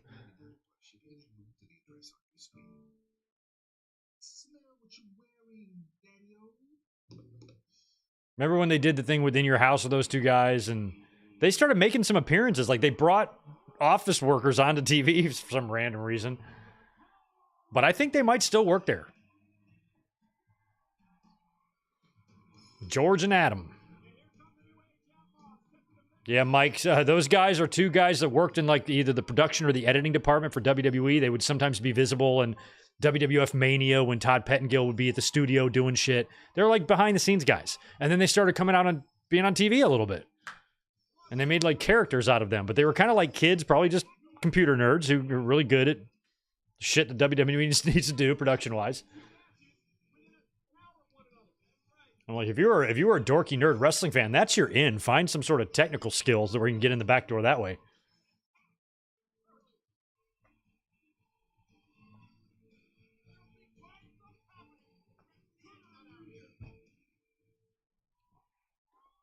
Hi, buddy. Tito is here. Off camera.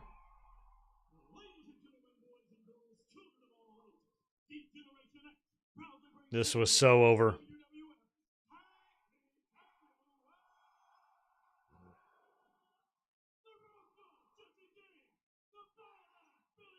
They were so over. I went to a lot of house shows in 1998. They would main event a lot. The Outlaws. They would send the fans home happy with their chants and their suckets and all that stuff. They'd get Austin out of the building early. He'd do his match, get out, and these guys would close.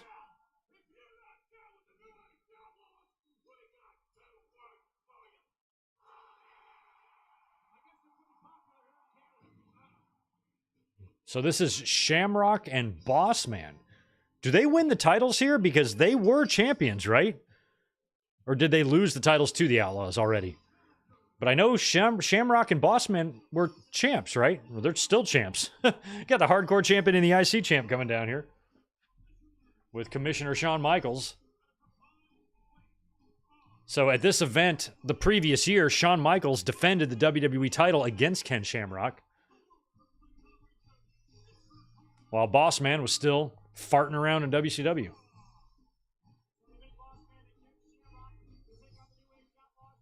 I miss these days. Like, when I watch the show, I can smell my apartment, you know? Like, I've showed that picture a few times of, like, my big, giant, rolling 50-inch TV with WWE shit around it. That's the setup that I watch this show on.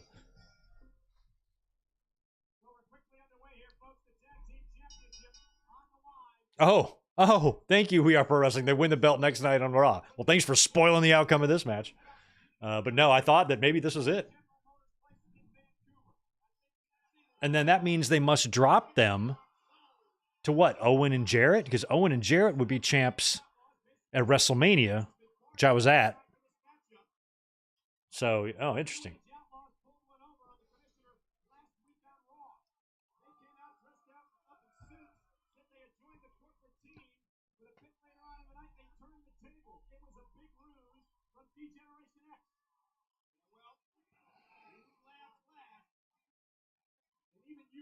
Is that the real Insane Clown Posse in the crowd? Looks like him.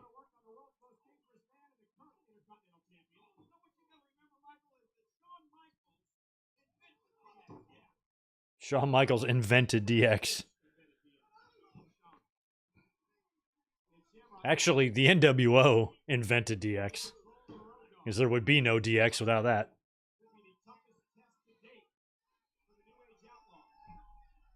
Oh, that's cool. Mike, house show a month after this, Youngstown. The state in what, January 99? Yeah, 99 was a big year for me. 3 pay-per-views and a bunch of shows live I went to, including a WrestleMania. Saw a bunch of title changes that year. A lot of meet and greets with wrestlers at Waffle House. About a month before this, I was in Charlotte for a house show. I had ringside front row 50-yard line seats right there, sitting next to John Boy and Billy, a radio group. I don't know if they're still around. They used to come into my restaurant too. And I got to know them a little bit, but I didn't know them at the time when I sat next to them. And that was a super fun show, just being right there. Ringside. I took a girl, of course, naturally.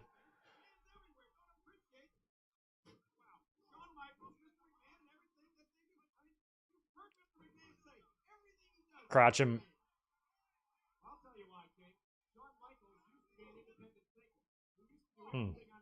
That did not look good.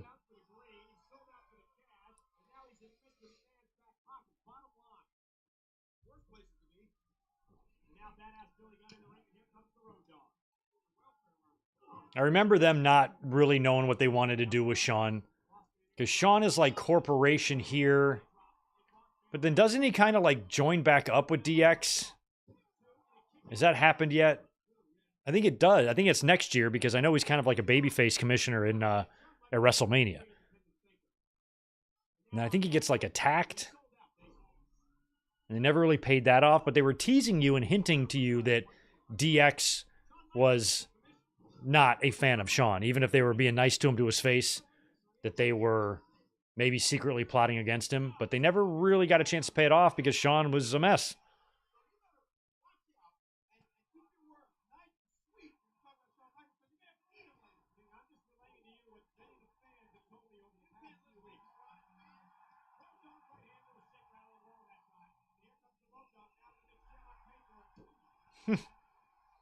Fans ate that shit up, man. Attitude Era was the era of stupid moves getting insane pops. The fact that Rock was winning championship matches with that people's elbow is insanely crazy.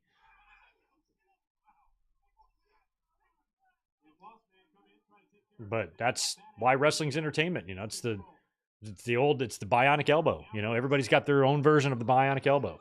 Sometimes it's a people's elbow. Sometimes it's a Road Dogg shimmy and the knee drop, or John Cena's 5-knuckle shuffle. Everybody's got their bionic elbow. Or a lot of the bigger stars do anyway. And it's just silly.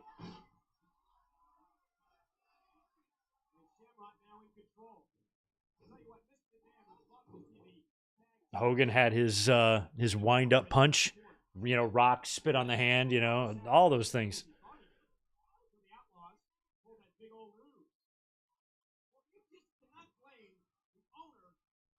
Famouser. Oh, I don't think it was the Famouser yet. They didn't call it. They didn't freak out. Fans didn't even pop. So that means this is pre-Famouser.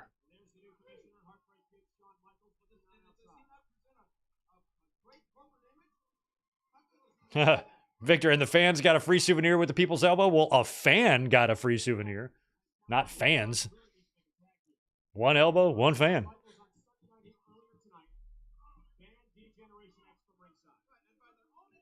Imagine if Sid threw his out.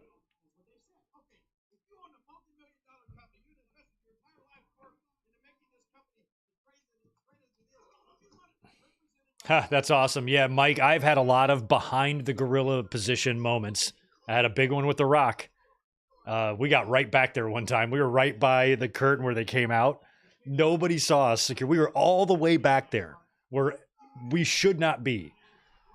And there was a few instances like that where we walked around and we got kind of back there, but none more than that 97 Raw I went to where I was full-blown behind the whole deal. We could even see the backwards. We could see the Tron with the video playing, but it was reversed because we were behind it. So funny.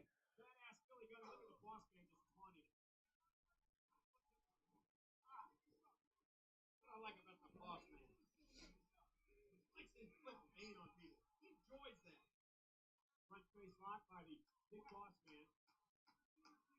Badass Billy Gunn trying to rally Road Dogg now from his corner. The tag team championship of the world is on the line, folks. The New Age Outlaws with their toughest test yet against the Boss Man and Ken Shamrock and the corporate team. Headbutt from Road Dogg. And here it comes now, and there's the knee in the midsection. Bingo! Just when you think Road Dogg is good, look at that. Look at Sean kissing Road Dogg. That's so funny how he just messed with Jarrett in last match, and now Road Dogg. All I can think of is In Your House of July 95.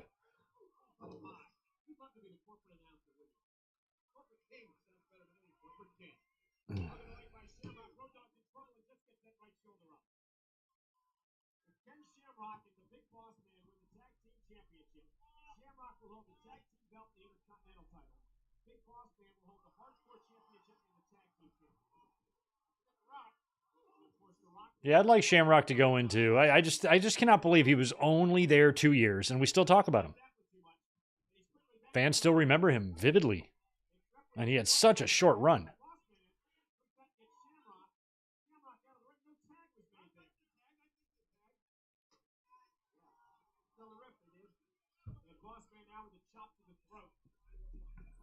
Road Dogg in desperate need of rest here. Desperate need of attack. Boss Man, and that'll knock the wind out of him. I don't think he was in desperate need of that. Desperate need of a haircut. Boss Man again slides underneath. Watch this. Nice. The badass Billy Gunn with a kick to the back of the head. And the Boss Man now felt that one. And now Billy goes after Shawn Michaels, and Shawn get out of it. That's a big mistake. Imagine how big the fine would be to put your hands on the corporate commissioner. You can't fire anybody, Sean. All of today's wrestlers would think that your suit is way too baggy, and your pants need to come up way higher up on the ankle. Here comes Shamrock now. They are just wearing down Road Dogg. Road Dogg with a tremendous amount of heart. But I don't even know if he can take this amount of punishment. That's a sign of a good tag team right there. That weak link in there. Keep him in there. Don't allow him to make a tag. Wear him down. Oh, man. What a slam by Shamrock. The world's most dangerous man. I don't think he's ever been in this good condition. Don't you think they'd make great tag team champions? Great representatives of the WWF? Well, I think they'd make great tag team champions. I don't know if they'd make great representatives of the WWF. Better than a couple of degenerates. Road Dogg now, oh my. Shamrock with a kick up underneath the chin. And again, Road Dogg, as he tried to gain some momentum, is knocked down. Come on, you see Shamrock outside the ring. He wears those nice suits, dresses like a gentleman, conducts himself like a perfect gentleman. He's a great athlete. Yeah, 01 Victor is where Sean, I think it was the same night as the WCW buyout. He was there all messed up backstage, and they got him out of there after that. So I think he was present for the backstage kind of festivities, but there's some story about him coming into a room all kind of out of his mind, and I think somebody spoke up, and they sent him home, and they didn't have him back until he got his shit together.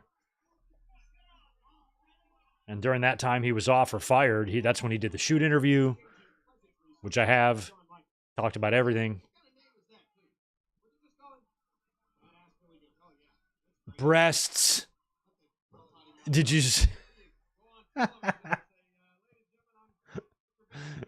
Just two dudes walked right across the hard cam through the crowd with a giant yellow and black sign that said breasts.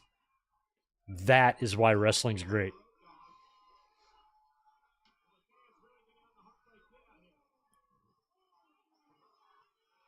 And there's, what does that sign say? Boobs what? Something boobs?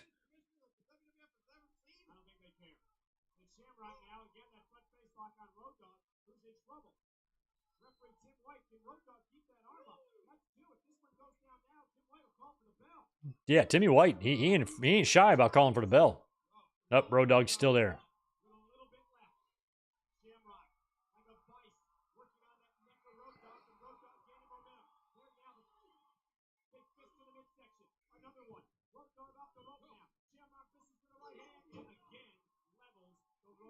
I think, is Road Dogg in NXT as well? Because Road Dogg's been in and out. He's been in NXT and on behind the scenes on the main roster, and then I think he took a hiatus, but might be back. I think Sean and Road Dogg both have behind the scenes gigs. Boss Man, of course, is no longer with us. Shamrock is in a couple of Hall of Fames, but not the WWE. And Billy Gunn wrestles for TNA, or wrestles for AEW, excuse me. So at least most of everyone here is still alive. And at the time, if you would have told me what Shawn Michaels' future would be and where he is right now, I would have said, no way. He's a fuck up. He'll never do that. And he did it.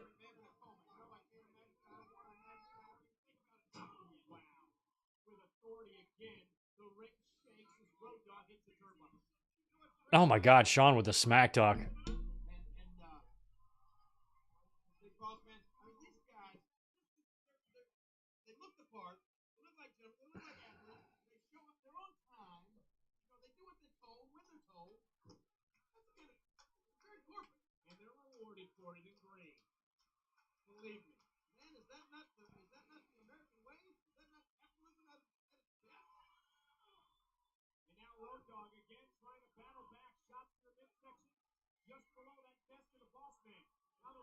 Oh.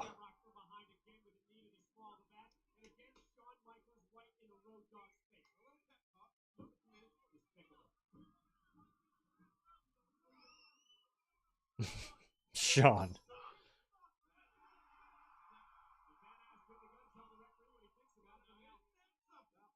Americans are fat and stupid. Is that what the sign says in the crowd? That's hilarious.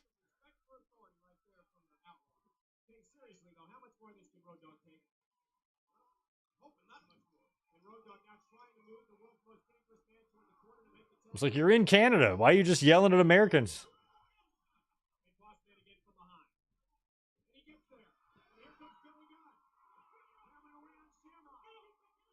I mean, the sign's not wrong, but still.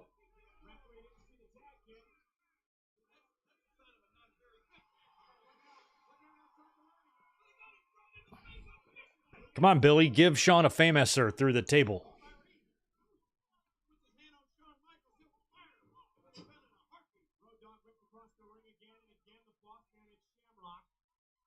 Yeah, he's corporate Shawn for a little while longer, and then he moves into babyface Commissioner Shawn, and then he passes the reins to McFoley at some point. He's a referee a couple times in there, and then they let him go in 01, and then he finds Jesus, comes back a new man, SummerSlam 02, and had a brilliant 8-year run.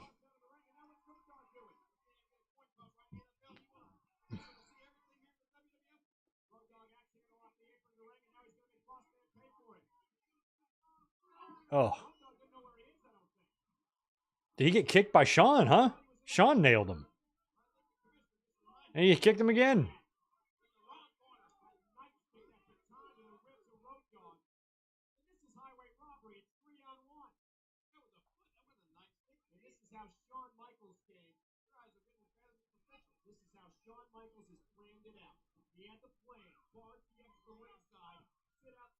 Oh, yeah, Gunn gets injured, right? Coming up. Or next year.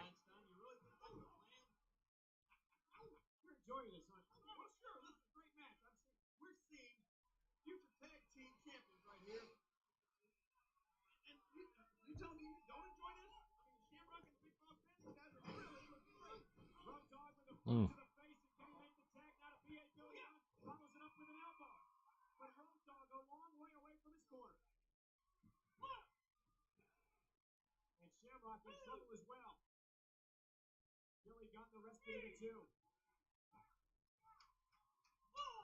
Boss man jumping up and down over there.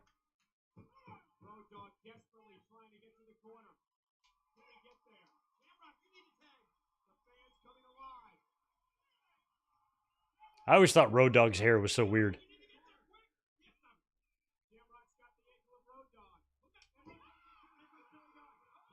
Here comes Billy, House of Fire.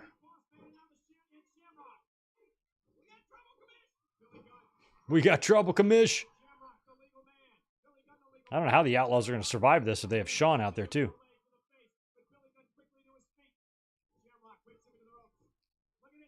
Oh, sit-down powerbomb.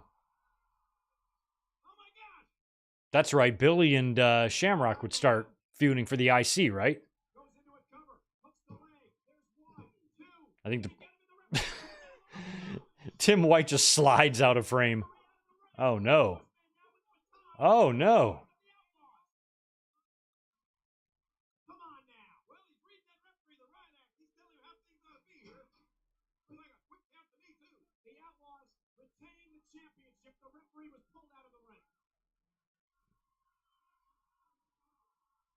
And now Billy got after the shot from the nightstick by Big Boss Man.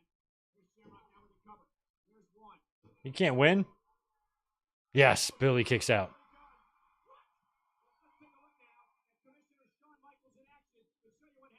Commissioner Shawn Michaels in action. Because all you saw was Tim White slide off a frame. That was actually pretty funny. Ooh, wow. Shamrock struggled to keep Billy up. He's so big. I mean, Billy Gunn is so much bigger than... Oh, there we go. He's got him.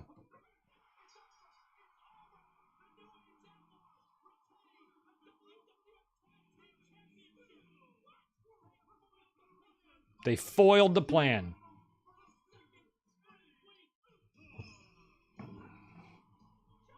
You never want to try to saran wrap a plan. Use foil.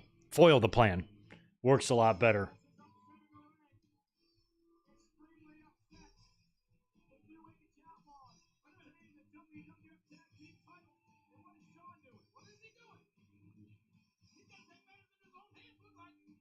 Oh, Sean's undressing. He's mad at Billy. Why is he mad at Billy? He's the one that cheated.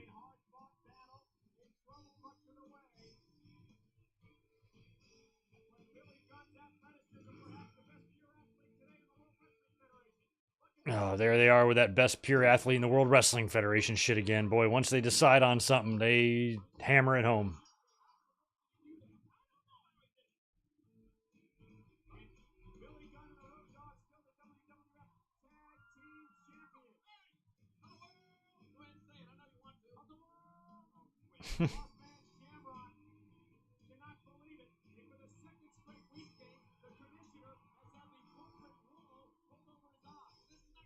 Too bad, Commish. Okay, thanks, Ryan, for the 5. Dog serves as Senior Vice President of Live Events and Executive Producer in NXT and does commentary occasionally on Main Event. Okay. Well, I mean, I knew he was there. I just didn't know exactly what he was doing these days, so thanks for the clarification. Oh, Juliet, thanks for that update. CM Punk versus Ludwig Kaiser for the MSG 1226 show, day after Christmas. Yeah, I guess it's about time we should start getting a card for that, huh? He wrestled Dominic on that event last year, right? It's interesting that they chose Ludwig. Good for him.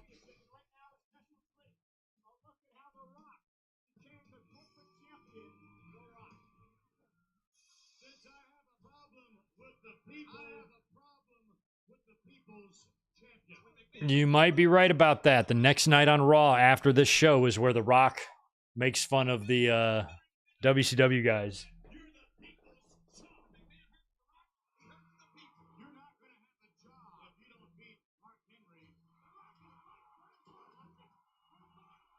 Oh, yeah, this is when Rock was briefly face between SummerSlam, after SummerSlam, and whenever this was. He had like a 5-week run as a babyface.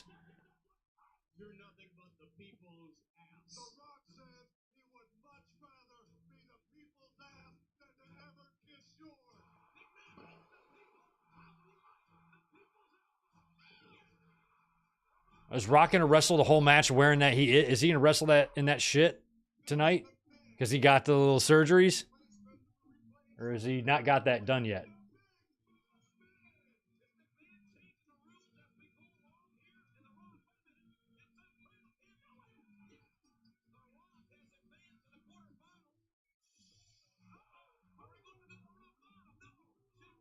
What a performance by The Rock.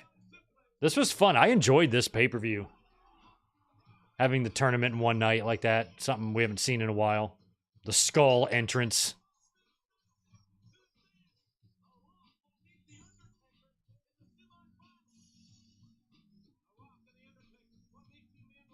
I always dug this production music.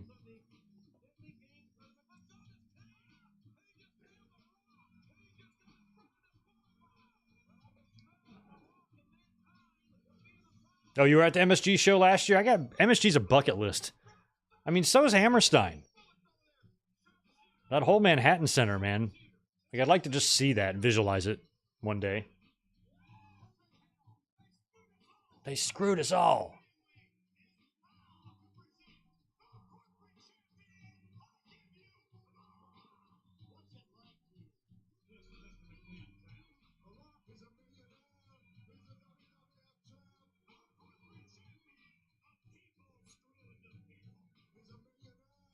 He's a millionaire. You might not be a millionaire yet, Rock. You might be close.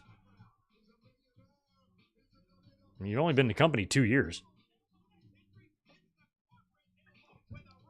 And I don't think you were making above $500,000 that first year. There's no way. Maybe he was.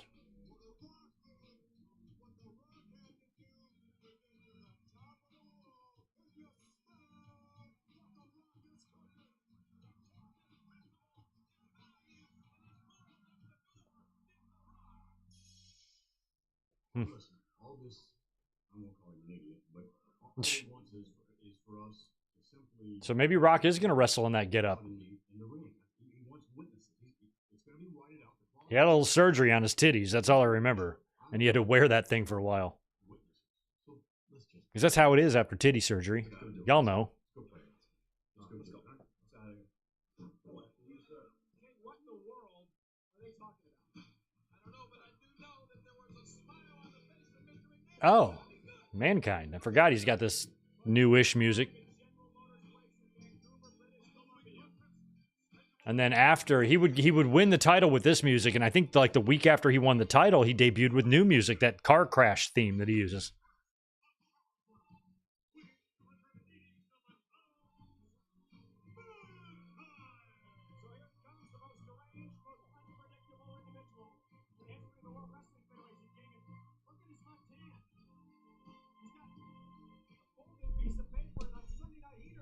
Yeah, he's got that, whatever he talked to Vince McMahon about.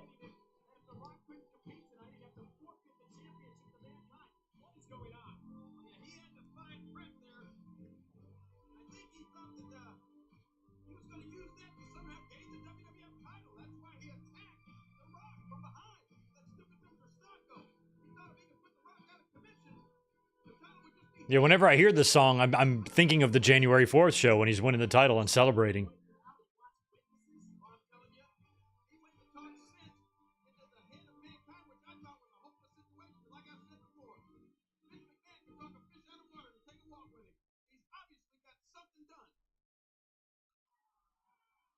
What an opportunity for that man. You smell what the Rock is. Here comes the champ. First pay-per-view after winning the championship. This is Rock's first pay-per-view as a champion. And I've really only seen it once, the night that it came out.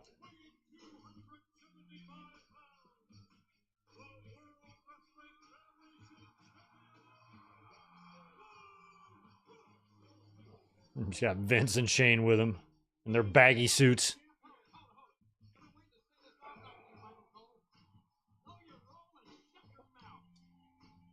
It's not even that great of a set, guys. Like, yeah, obviously you paid to have the big banners done, but it's just very minimal. There's no Tron. They're like showing Rock. Look at these pictures of you. Like when Triple H and Stephanie would do it, like the next year, they would put them on the digital screen. That would have been way cheaper to do than having actual real banners that probably still exist and are laying in that warehouse.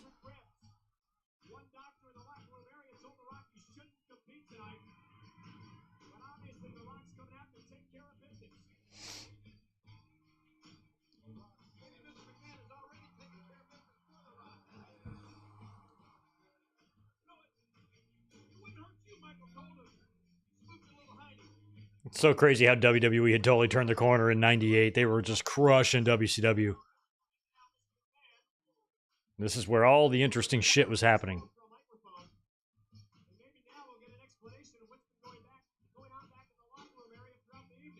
So, I mean, I know we get the match, so whatever BS we do here, I don't think really means anything.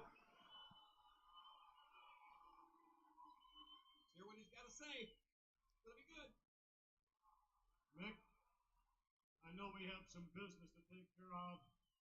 But first thing I'd Look at like The to bring Rock. to your So The attention Rock doesn't have his little surgery yet. He's just got the thing off. Nice. Right over on your little knee. Your little knee. Foley, you don't have knee pads under there? Well, Vince, that's a very astute observation. I'm out here because I honestly agree that you and I can settle this little affair like the gentlemen that we both are. Look at this cheap ass set we got you. What's your question? Did you bring a pen? Does it look like Mankind brought a pen? Transact some sort of business and he didn't even have a pen. Of course, Mr. You didn't sign that in your little boiler room? I'm going to be more than happy to sign, put a line through this little clause here, the clause that states, if The Rock is unfit to wrestle for any reason, the title becomes all mine. Because there's nothing I'd like to do in Vancouver than to kick The Rock's corporate little ass around.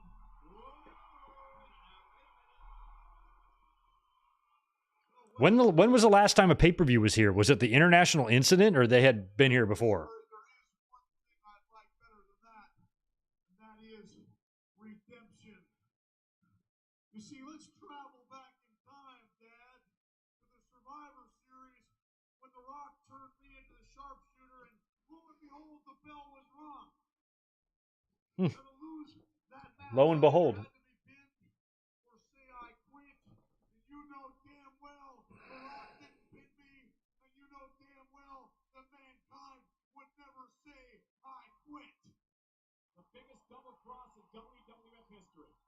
The biggest double cross in history. I'm telling you that I will be glad to put a line through that little clause, but there's something you've got to do for me first, and that is admit to Vancouver and admit to the world that you never heard the words "I quit" from Mankind's mouth. If he's trying to get back into the good graces of the fans, I know all the fans are going to be very disappointed to have the They're setting up that I Quit match at the Rumble. canceled due to a lack of guts and testicular fortitude. But if that's the way, whoa! He said testicular fortitude. What he said. If that's the way it's got to be, that's the way it's got to be. So I suggest, Dad, that you start talking right now. He wants him to say he never heard Mankind. The Wrestling with Shadows tape was about to come out as well. Because I know Survivor Series went down before it got officially released. I might have had a copy by this point. I mailed away for it, got it in the mail. Still have it. Look at his eyes. Yeah, wait a minute. Get down! On your knees, Vince. You know where you like to be with your kiss your ass clubs. Dad, I said get down on your damn knees and admit to the world that Mankind would never say the words, I quit. Let me do it my way, all right? Just let me do it my way, okay? At Survivor Series, there you were in the sharpshooter, and I heard the words. Maybe they weren't exactly, I don't know how good. You're allowed to ventriloquist with Sacco. I know that. Good ventriloquist with Sacco. Maybe you said it. That's hilarious. It may not have these. I know The Rock heard it, and if The Rock heard it, wait a second, Vince. Canadians, out of consideration for Mankind, who only has one ear, I think you better chant that a little bit louder. Oh, come on. The asshole chants. Classic. Paul Hanley, what's up? Welcome to the family. Juliet hooking you up with a membership. Thanks as always, Juliet, for doing that. Mankind is ripping up the contract. Here we go. Rock from behind. Injured ribs and all, I guess. And we've got action. The WWF Championship is on the line. The Oddities versus Mankind. And Finally, we get to the match. Mankind pummeling him here.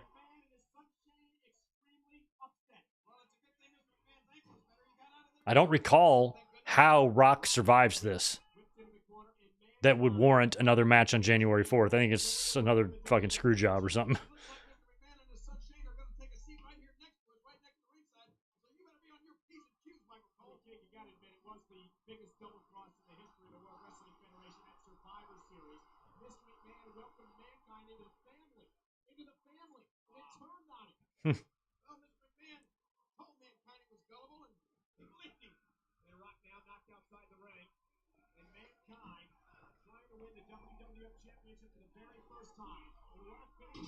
Oh.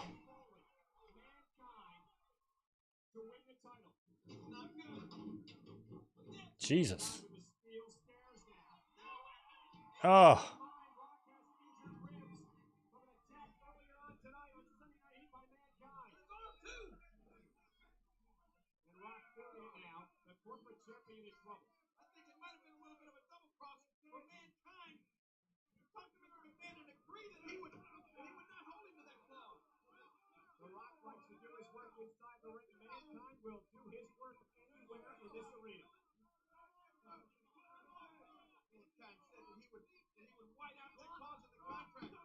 Hmm.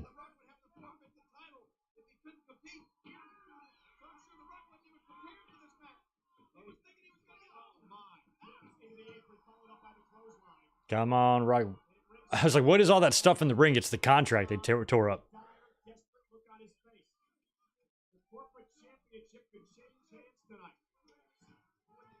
The corporate championship. I would hate it if the corporate championship changed hands and it wasn't the main event.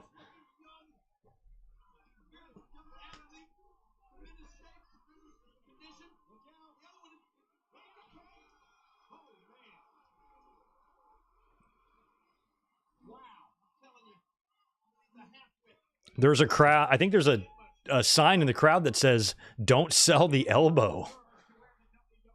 That's funny. Vince?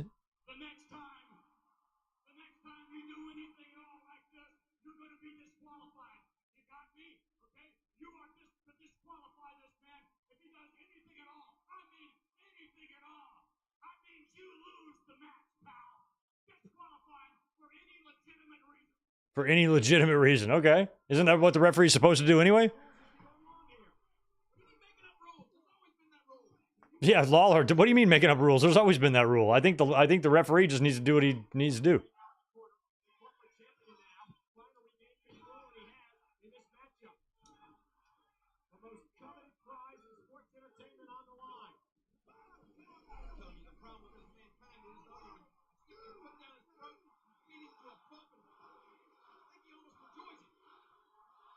Big Rocky sucks chance.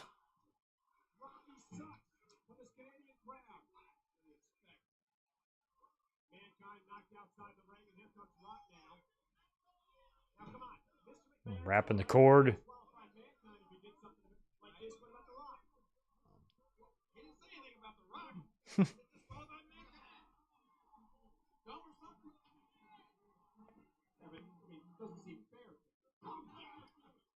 By the way, AEW has probably just finished taping Wednesday's Dynamite in Hammerstein.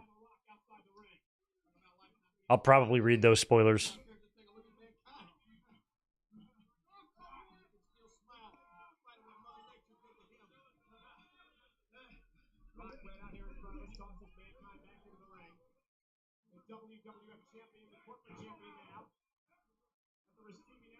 I was kind of thinking they were taping Dynamite and next week's Collision tonight, but Collision aired there, I think, live last night, right? I don't think that was taped, unless it was taped after Final Battle, but I don't think it was. So Collision must have been more or less live yesterday. And now they're taping Dynamite tonight for Wednesday, so I don't know what that means for next week's Collision. If they're taping that tonight as well, and there will be a second Hammerstein Collision next week.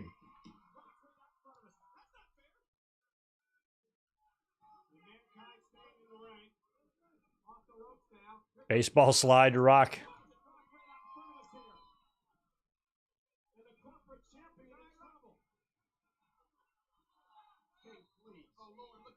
Oh, I love this. The second rope. Oh, he's going to eat shit here, I can tell. Nope, Shane's going to stop him. Oh, my God. That is just so rough. I mean, the Hell in a Cell was just 6 months ago, man.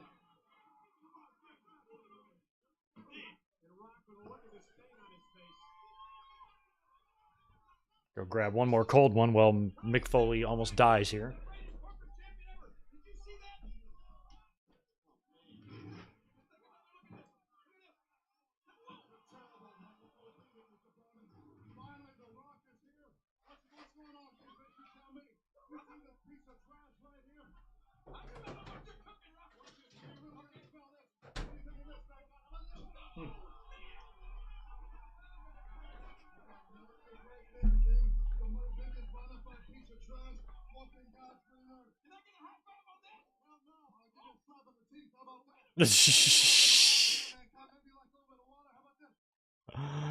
Oh my God, Rock on commentary.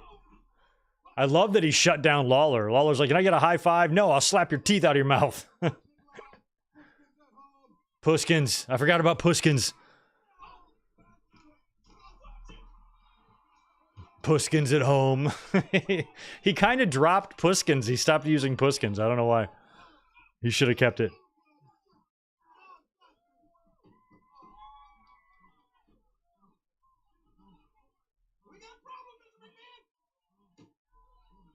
I love the one where, like, Austin stuns him when Rock is holding the camera.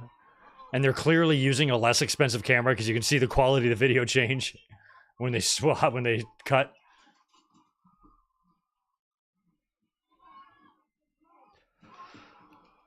DC on the chair.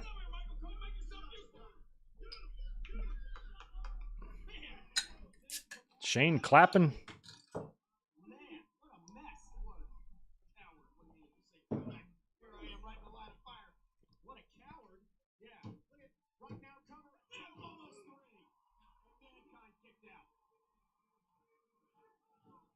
Yeah, World's End is going to be solid. These Hammerstein shows were good, have been good, and Dynamite was good.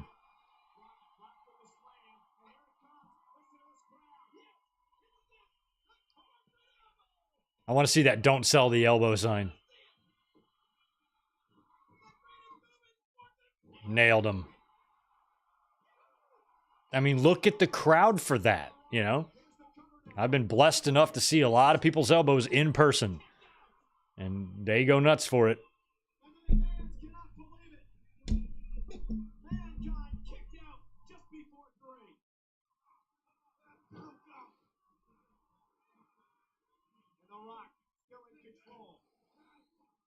Hey, his elbow pad didn't make it out of the ring. The fans throw it back? Or maybe he wasn't throwing it out to the crowd yet. He probably just dropped it. Look at Vince and Shane. Shane holding the belt. My friend, my roommate always thought Shane looked like Fred Savage. What would you do?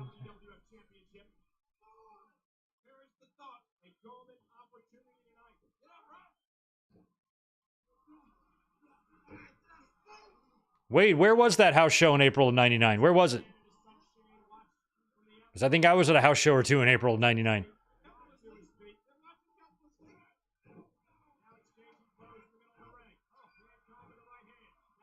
Or it might have been May.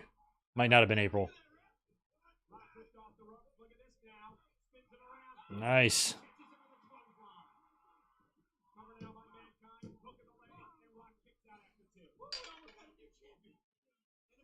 Oh, Fort Wayne. Yeah, definitely wasn't there. But I was like, man, what if we were like sitting next to each other? We didn't even know it.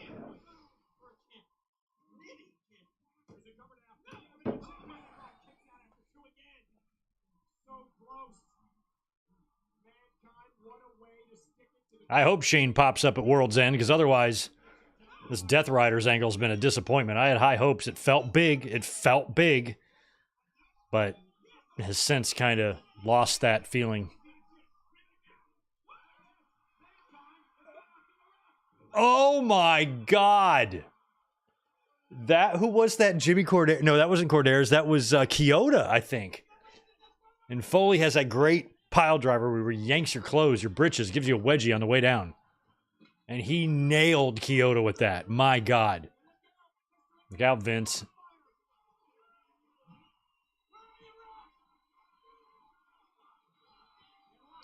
Rock's got a chair. Takes out Foley.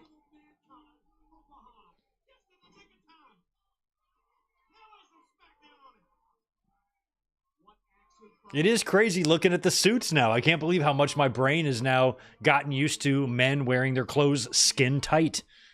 And it used to not be that way. And Vince and Shane are out there looking like they're wearing this baggy clothes, but they're really not. It was totally normal for the time.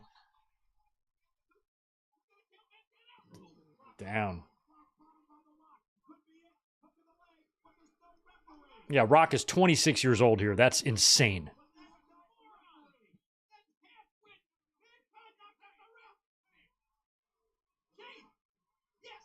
There you go. Something tells me Vince is going to hit, or Shane's going to hit the Rock. Boom.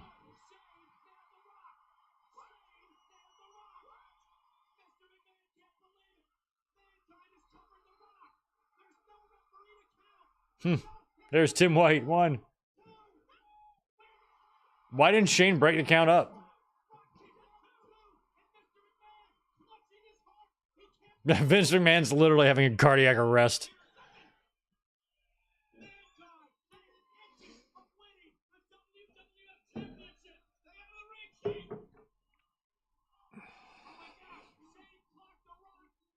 Shane clocked the Rock. There's that float over DDT counter that he's been doing since the warehouse days with Dr. Tom. Oh!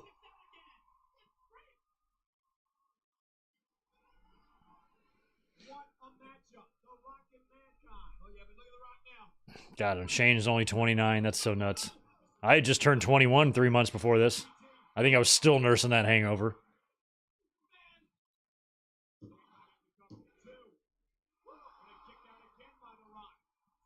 I was like, when you have 100 people all wanting to buy you different shots, not a good idea. So when you turn 21, go with a small group, not a big one.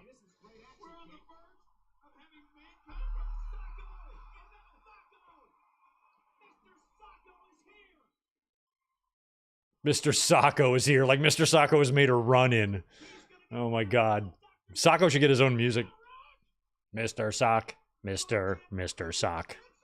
Mr. Sock. Mr. Sacco. Hey, that works.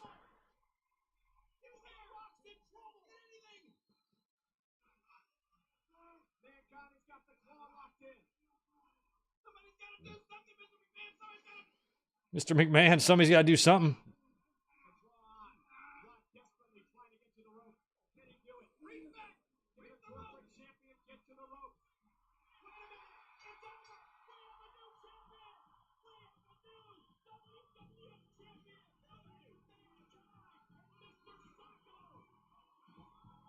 I'm sorry, what? Okay, Vince has got the mic. I'm like, have I fallen into a different dimension? Is there a glitch in the universe? Nope, here comes Vince. Okay, this is going to be undone. Okay. I was like, wait, what? Yeah, Vince is going to undo this. Yeah, we're cutting the music, Vince. Just chill out. God, you asshole. Stupid hair. Dickhead. Fuckhead. Shithead. Piece of shit. Asshole. Dick. Yell at me. I would never let Vince McMahon yell at me. I'd slap him in his dumb face.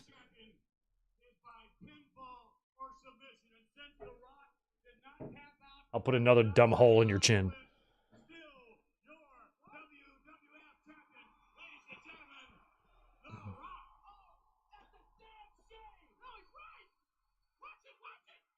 That sign says Americans are fat, lazy slobs. That's so mean to us. I thought Canadians were nice. I have so much respect for Canadians. Here comes. Ugh. Rough. Which Foley no sells. The chair shot. Okay. He's just going to continue to. Socko Vince's gullet here. Vince, you gotta, the key to taking a good Socko is you gotta relax your throat and make eye contact. It's very important. See how Shane's doing it?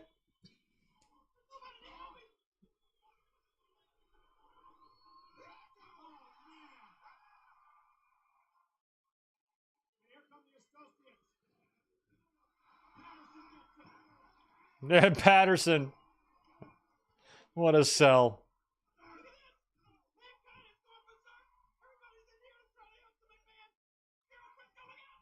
Oh. Jeez. Foley's just leveling everybody. So I don't know how the match gets made. If Shawn Michaels is currently a heel commissioner, how do we get to the match between Mankind and Rock on January 4th?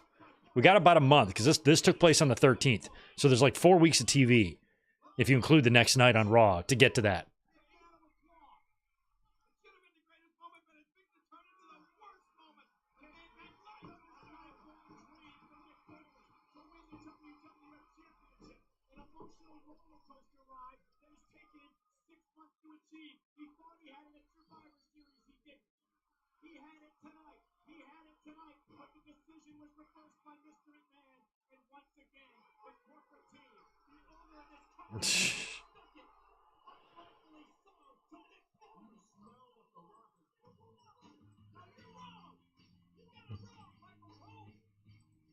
Robbed.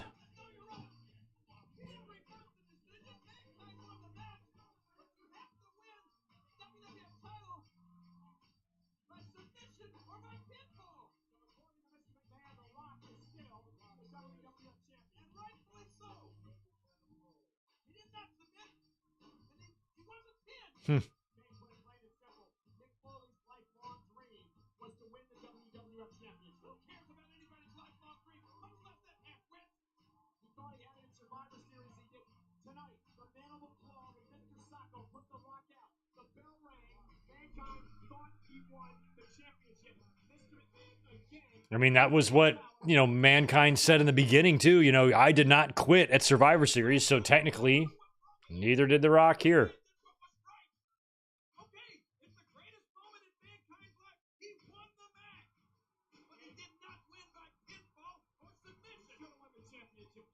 I think you could write a sitcom on Vince's life, if you changed his life a little bit to where he, number one, wasn't a piece of shit pervert. And also, he didn't work as much as he did. He actually had a wife that he loved and some kids that he cared about and shit like that. And he would come home from a long day at the WWE office. They'd have wrestlers over for dinner and shit. It'd be fun. Now how they had Young Rock, just a show like that, just about Vince, only if he wasn't a piece of shit. Oh, Mankind, you might be limping now. Just wait till the Rumble there, son.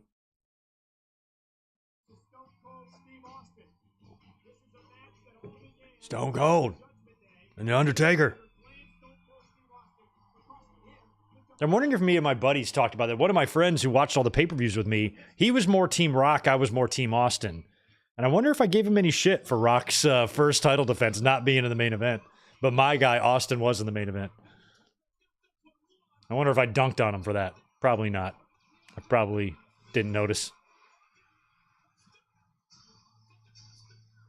Okay, it was made that night, so it was impromptu. Okay.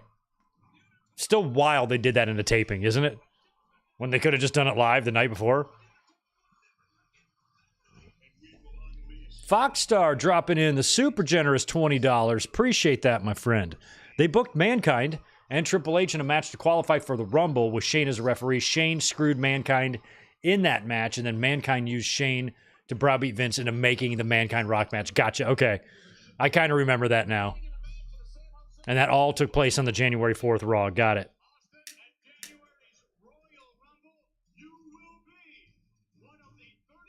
Mm-hmm. See, Austin?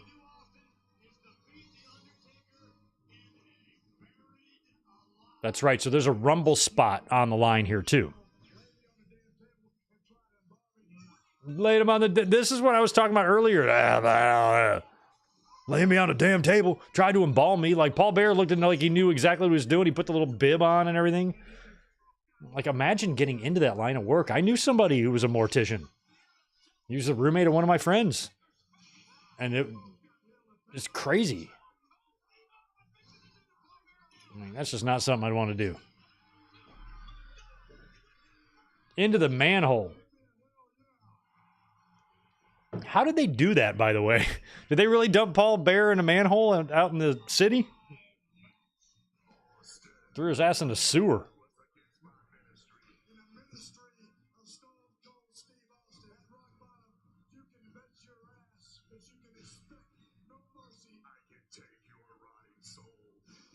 Your rotting soul, I can take you.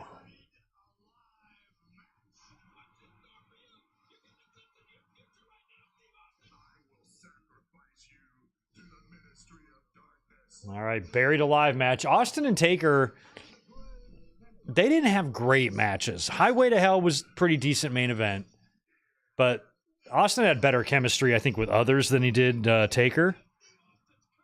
And Kane, for that matter. Austin had a lot of chemistry with Foley. Angle. Rock, obviously.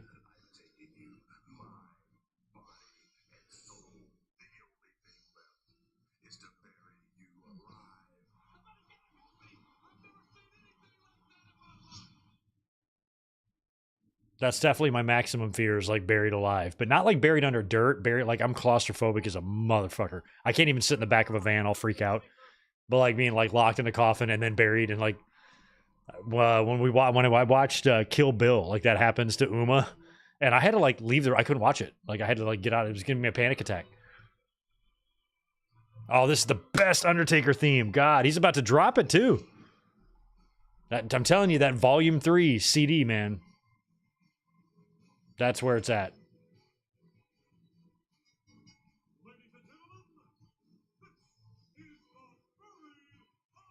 I thought they were risking it changing up Undertaker's theme, and I wasn't sure if I'd get into like a hard rock version or a metal version of his theme, but this one fucking slapped, man.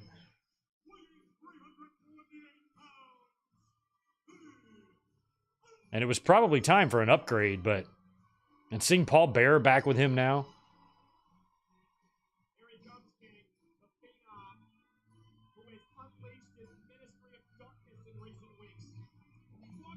God, Paul Bear is just so humongously massive.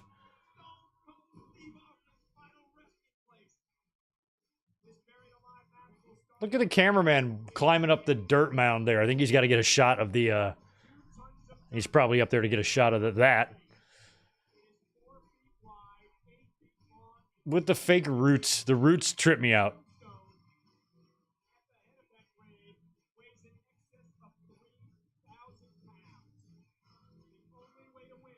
3,000. How much is a ton? 2,000 pounds?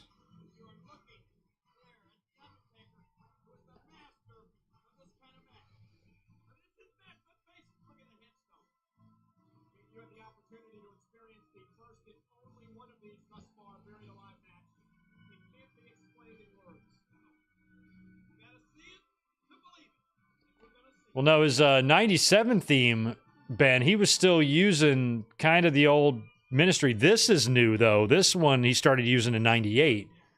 And then he'd keep this one, and then the Ministry was a little bit different than this, but kind of still had a lot of the same vibes. So he transitioned from this into the Ministry one next, I believe. And then he'd keep that until he left, got injured, comes back to Kid Rock.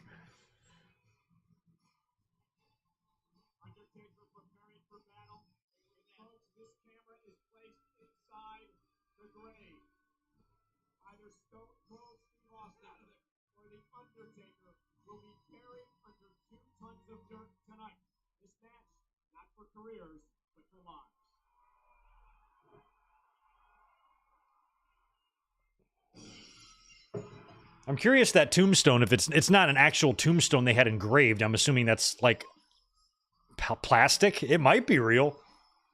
Here comes Austin.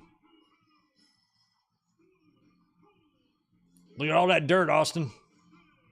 He's like, damn, that's a lot of dirt. Oh, there's no cow shit in there. Are you gonna climb up there already? You're gonna have your... Don't bring your dirty feet in the ring, Austin. He's climbing up. He's standing on the the grave site now, which means he's going to track all that dirt into that nice mat. I'd make him go back there and change his shoes. Oh, he's running. Oh, here we go.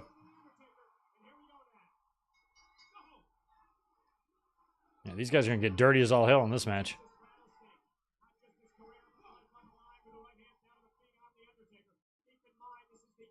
Ah.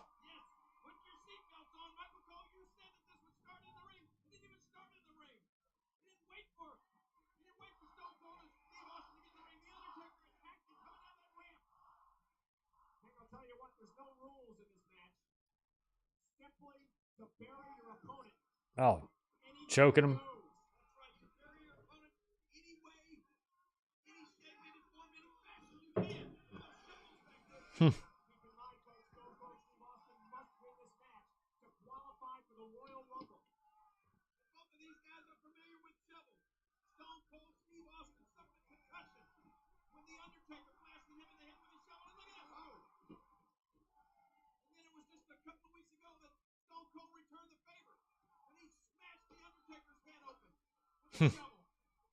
I remember that.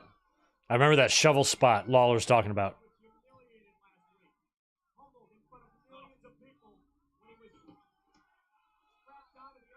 So they are already in the dirt. They have not been in the ring yet at all. They might not get in the ring. Maybe it just all happens in the back.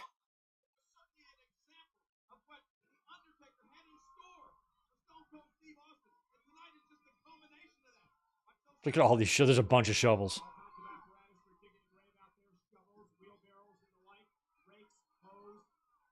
So they don't use like a big backhoe or nothing at this one. That's the 03 show I'm thinking of.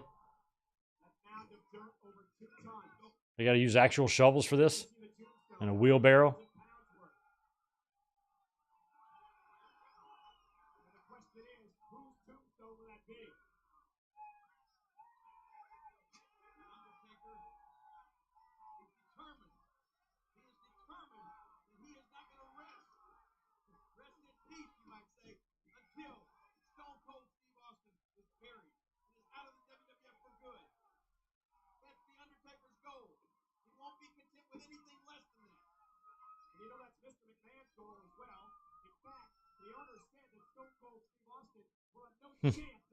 There we go. Now we're in the ring. Now you can make that ring all dirty. Now they get to finally wrestle a little bit, which is nice.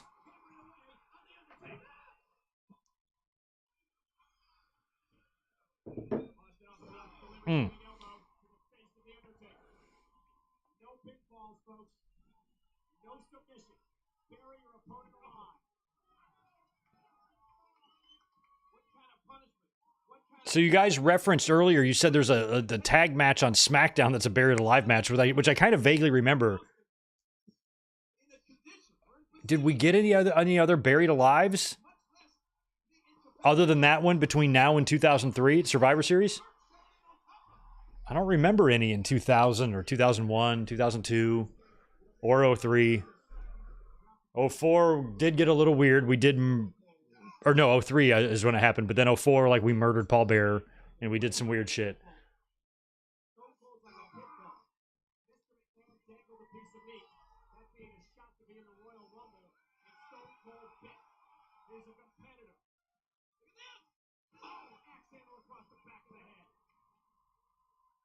It's like all these signature matches, these Buried Alives, and some of those casket matches, more than one, Undertaker lost. Lost Hell in a Cell.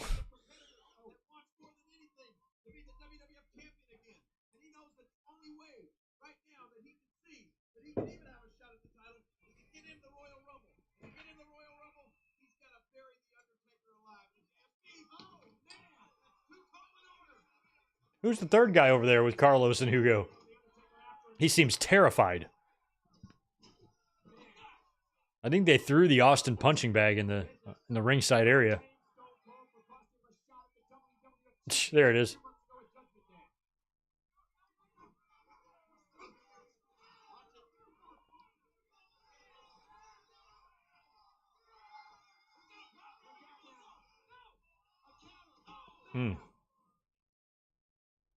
Hugo and Carlos, do y'all want to get out of there, or are you just going to continue? Look at this guy. He's bailing out.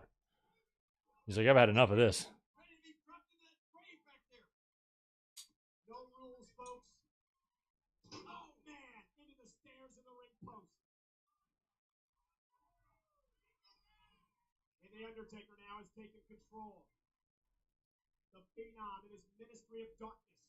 This Ministry of Darkness. It's starting to come together. Has more on the line here than a shot at the Royal Rumble. His career is at stake.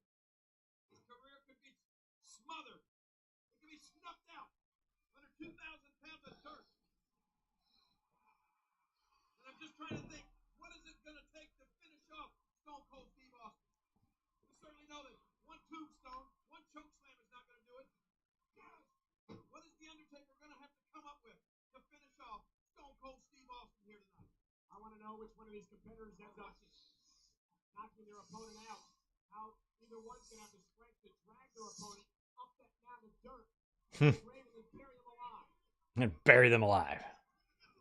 And these men are going to have to take a shovel, and they're going to have to start pouring, digging, pouring dirt in on top of their opponent. But once it gets to that point, it'll be a task, it'll be a chore that they relish. If you just see the Undertaker shoveling that dirt in on Steve Austin, you would love it. Hey, can you imagine being in that grave and having 2 tons of dirt shoveled on you and trying to grasp? I don't know how. I mean, I'm interested to see if it goes down with just shovels or if Austin like drives something in there. If he's got something waiting in the wings back there. Austin loves his big machines.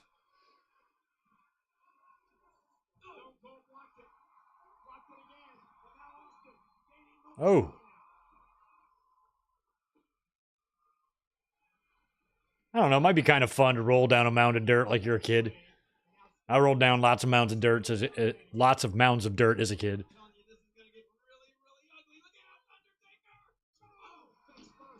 I think part of the reason why I don't get sick today, I mean, I'm very rarely sick or under the weather. Sometimes I am, but I've never been sick, like in the hospital sick, is because I rolled around in dirt. I ate dirt. It's eight handsfuls of dirt as a kid. I'm telling you. If you got any kids, send them outside. Tell them to eat a few handfuls of dirt. There he goes. He's in.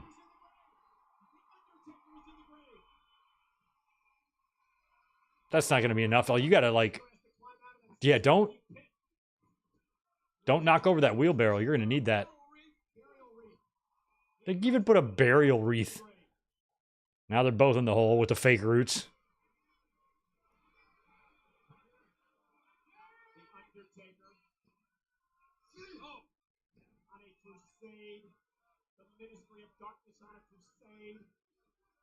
There's got to be some trap door out of there.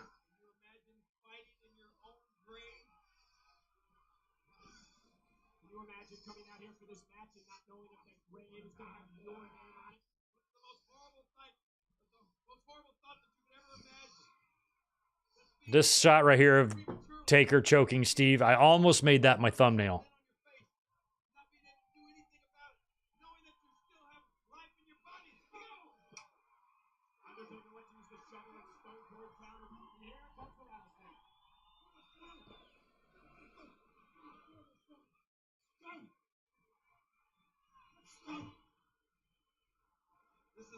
This is the point that you have to pull out all the stops.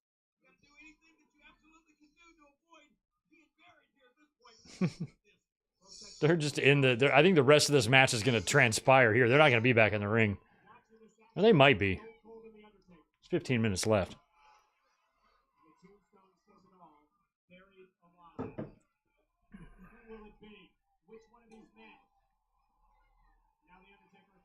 Austin is extremely dirty. I hope he's got a nice fresh towel to use when he showers later. What intense action. Stone Cold's in trouble.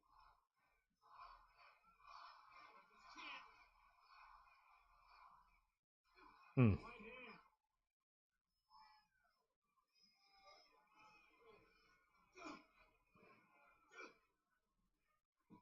Stomping him right down into that dirt.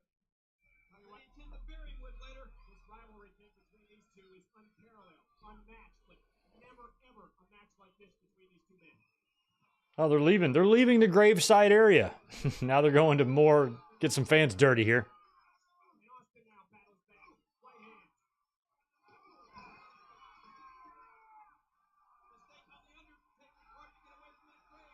And Undertaker too, in these days in like 98, he wasn't as lean as he got, you know. He still had some weight on him where he would kind of lean down a bit as he moved into the 2000s.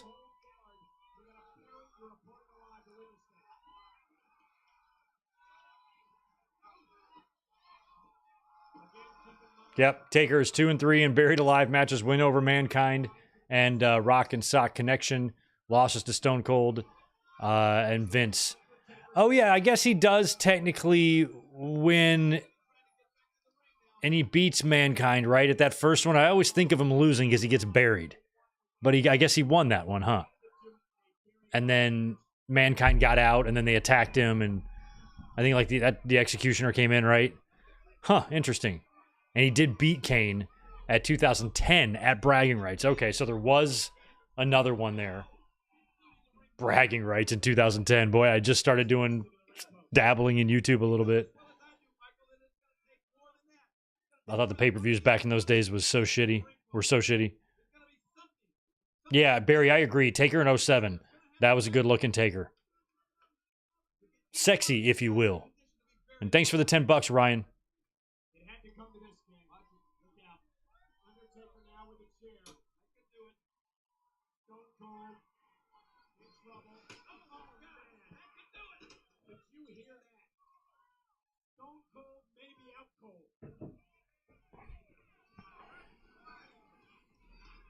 Rivalry, which has been built for months, King.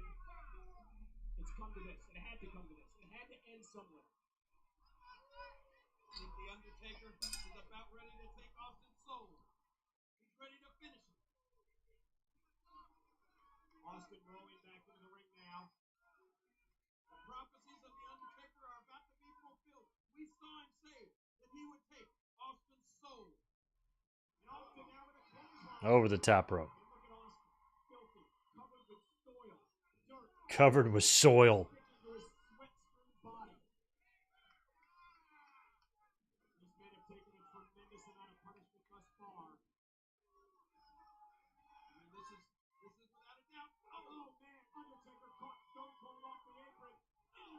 Oh.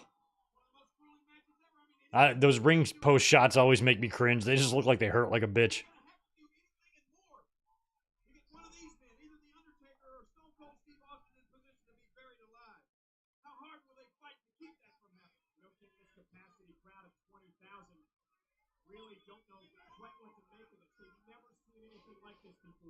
You heard Brock is never coming back to WWE. Well, Brock and I have brunch every Sunday. He loves his avocado toast.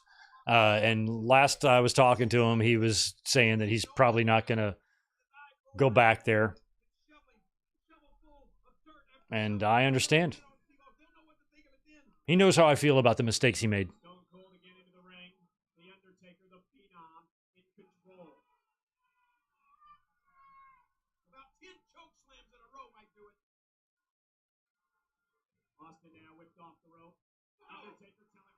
Nice.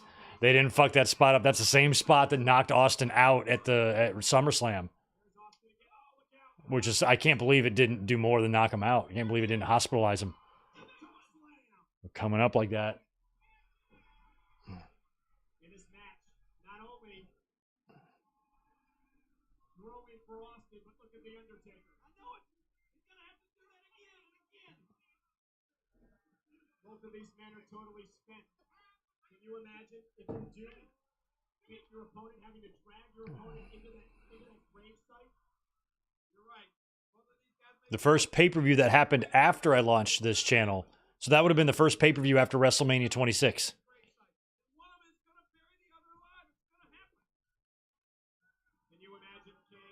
Because early April of 2010 was when I just threw up my first video. So it might have been bragging rights.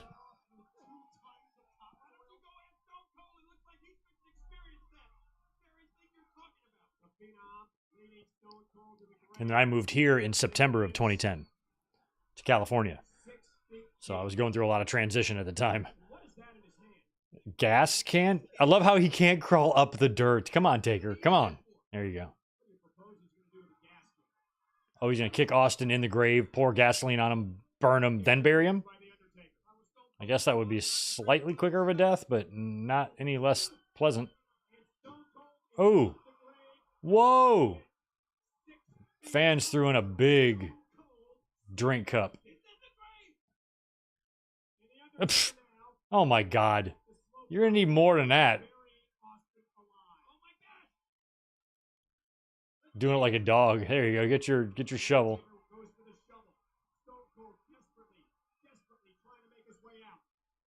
This is dumb to put the dirt in there when Austin's getting up. You got to knock him out.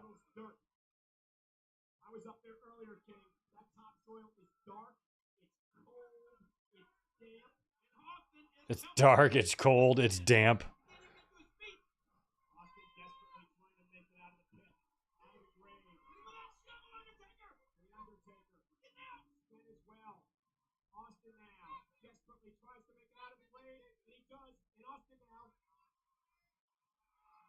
I know, Daniel. That's so funny. I put the Buried Alive match in the thumbnail, and I'm like, at least for the overlay here, I got to do Rock and Mankind. Like, that's not fair. I thought about that when I was putting the stream together. Oh.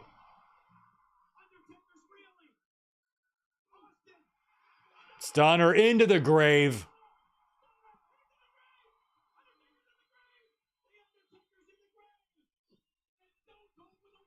Oh my God, he's in. Don't drop it, man.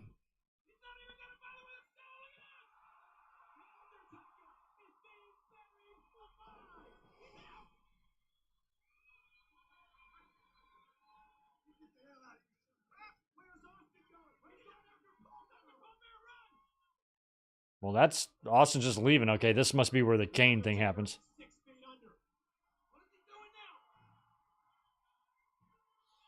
Undertaker sat up in the grave. Not buried.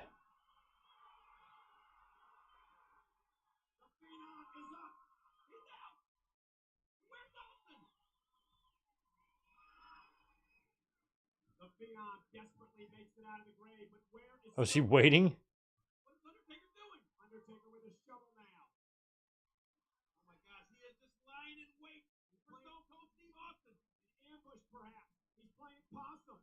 Playing possum or an ambush, make up your mind.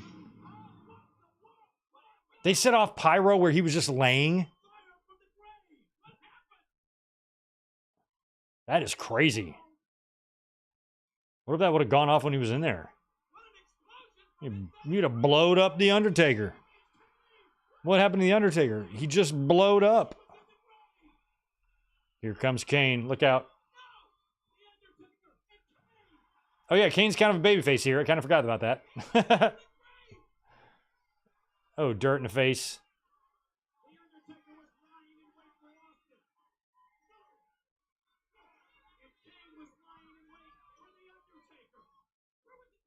There's not an access point from the dirt to the back.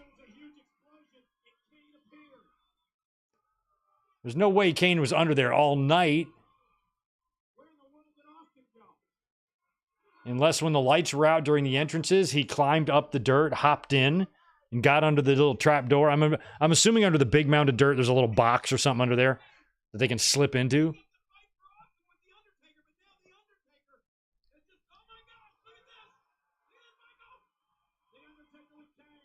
Like, as much shit as WWE releases on their Vault channel and stuff, I wish they'd give us some hidden cam footage of this stuff. They should have thrown a camera down there. I want to see how they do it. Oh, here comes all. I knew he had something.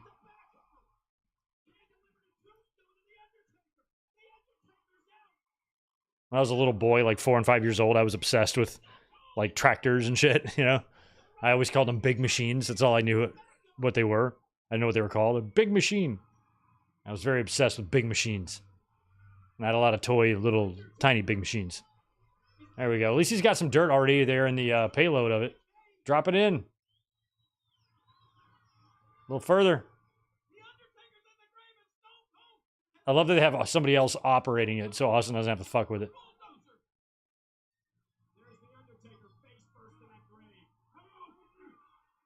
Austin's getting frustrated. Come on, do it. God damn it. Drop it. The dude in the truck was standing up. He wasn't even doing it. This is a botch. There we go. Boo.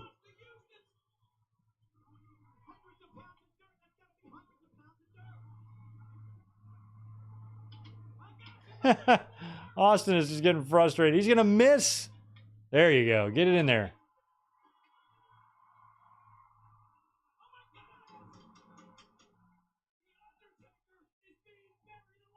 Now, where do you get more dirt from?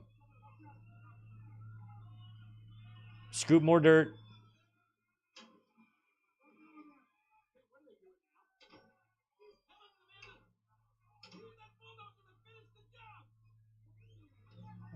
This is just terrible. Austin is going, Jesus Christ. Fucking do it. Start getting a shovel. Do it yourself. I didn't realize how horribly this was executed. Listening to Austin be frustrated about it is funny, though. Jesus Christ. Get the damn dirt in there, son. It's not even working.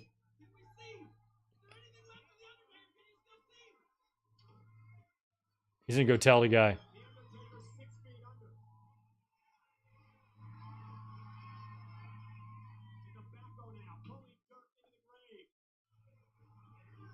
Oh no, Austin just went to go get some. I thought he went to go yell at the driver, like, get the fucking dirt in there, man. Oh, he just got beer.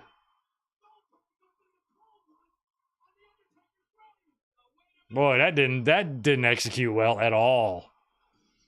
That's definitely the worst buried alive match I've ever seen. Absolutely terrible. You gotta practice. If you're gonna use a fucking bulldozer or something, you gotta practice that. And there's Undertaker seemingly buried under there, but I don't think he is. I think he slipped out. I mean, maybe now that with the show closing and for the crowd, like look, he's got more dirt finally. Now he's dumping it.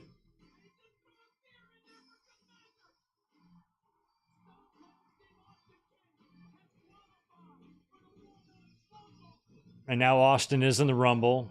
Undertaker will be back. He'll start forming his ministry, doing the shit with Mabel and Midian and all that stuff. Austin being so frustrated about Jesus Christ. That is so funny. He's dirty as all hell, too.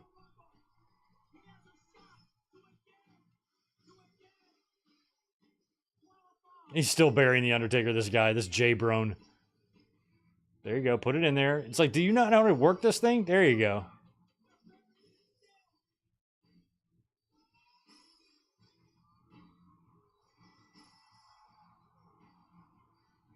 Finally.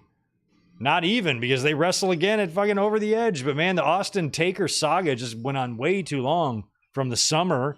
It all started right after, or right around the King of the Ring, at the King of the Ring. Then bled into Fully Loaded and SummerSlam. And then they had that stupid match at Breakdown. And another stupid one at the next pay-per-view. And then Survivor Series. Thankfully, they had nothing to do with each other. But they were associated on pay-per-view about 7 out of 8 pay-per-views or something in a row. It was stupid. Way too much.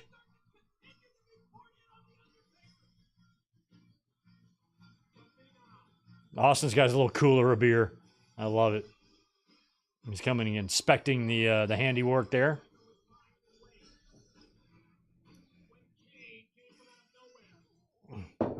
Pouring one out for his homies.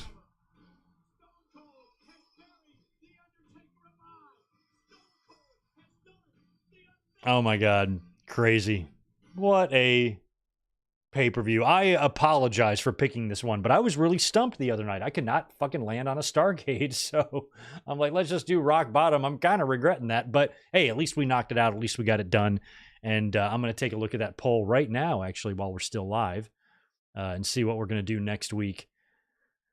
Yeah.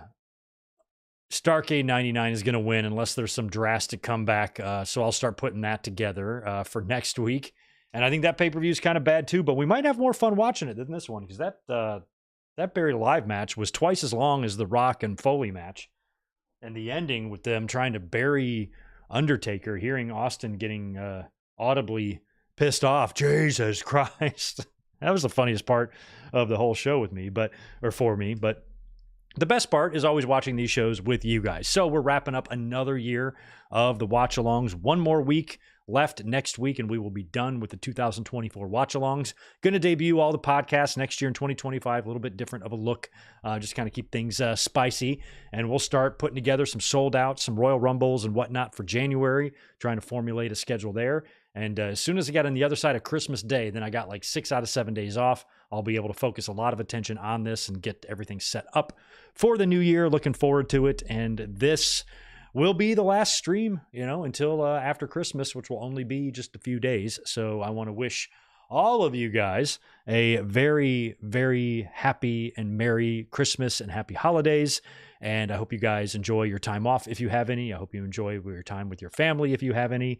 And I hope you enjoy some relaxing because y'all deserve that.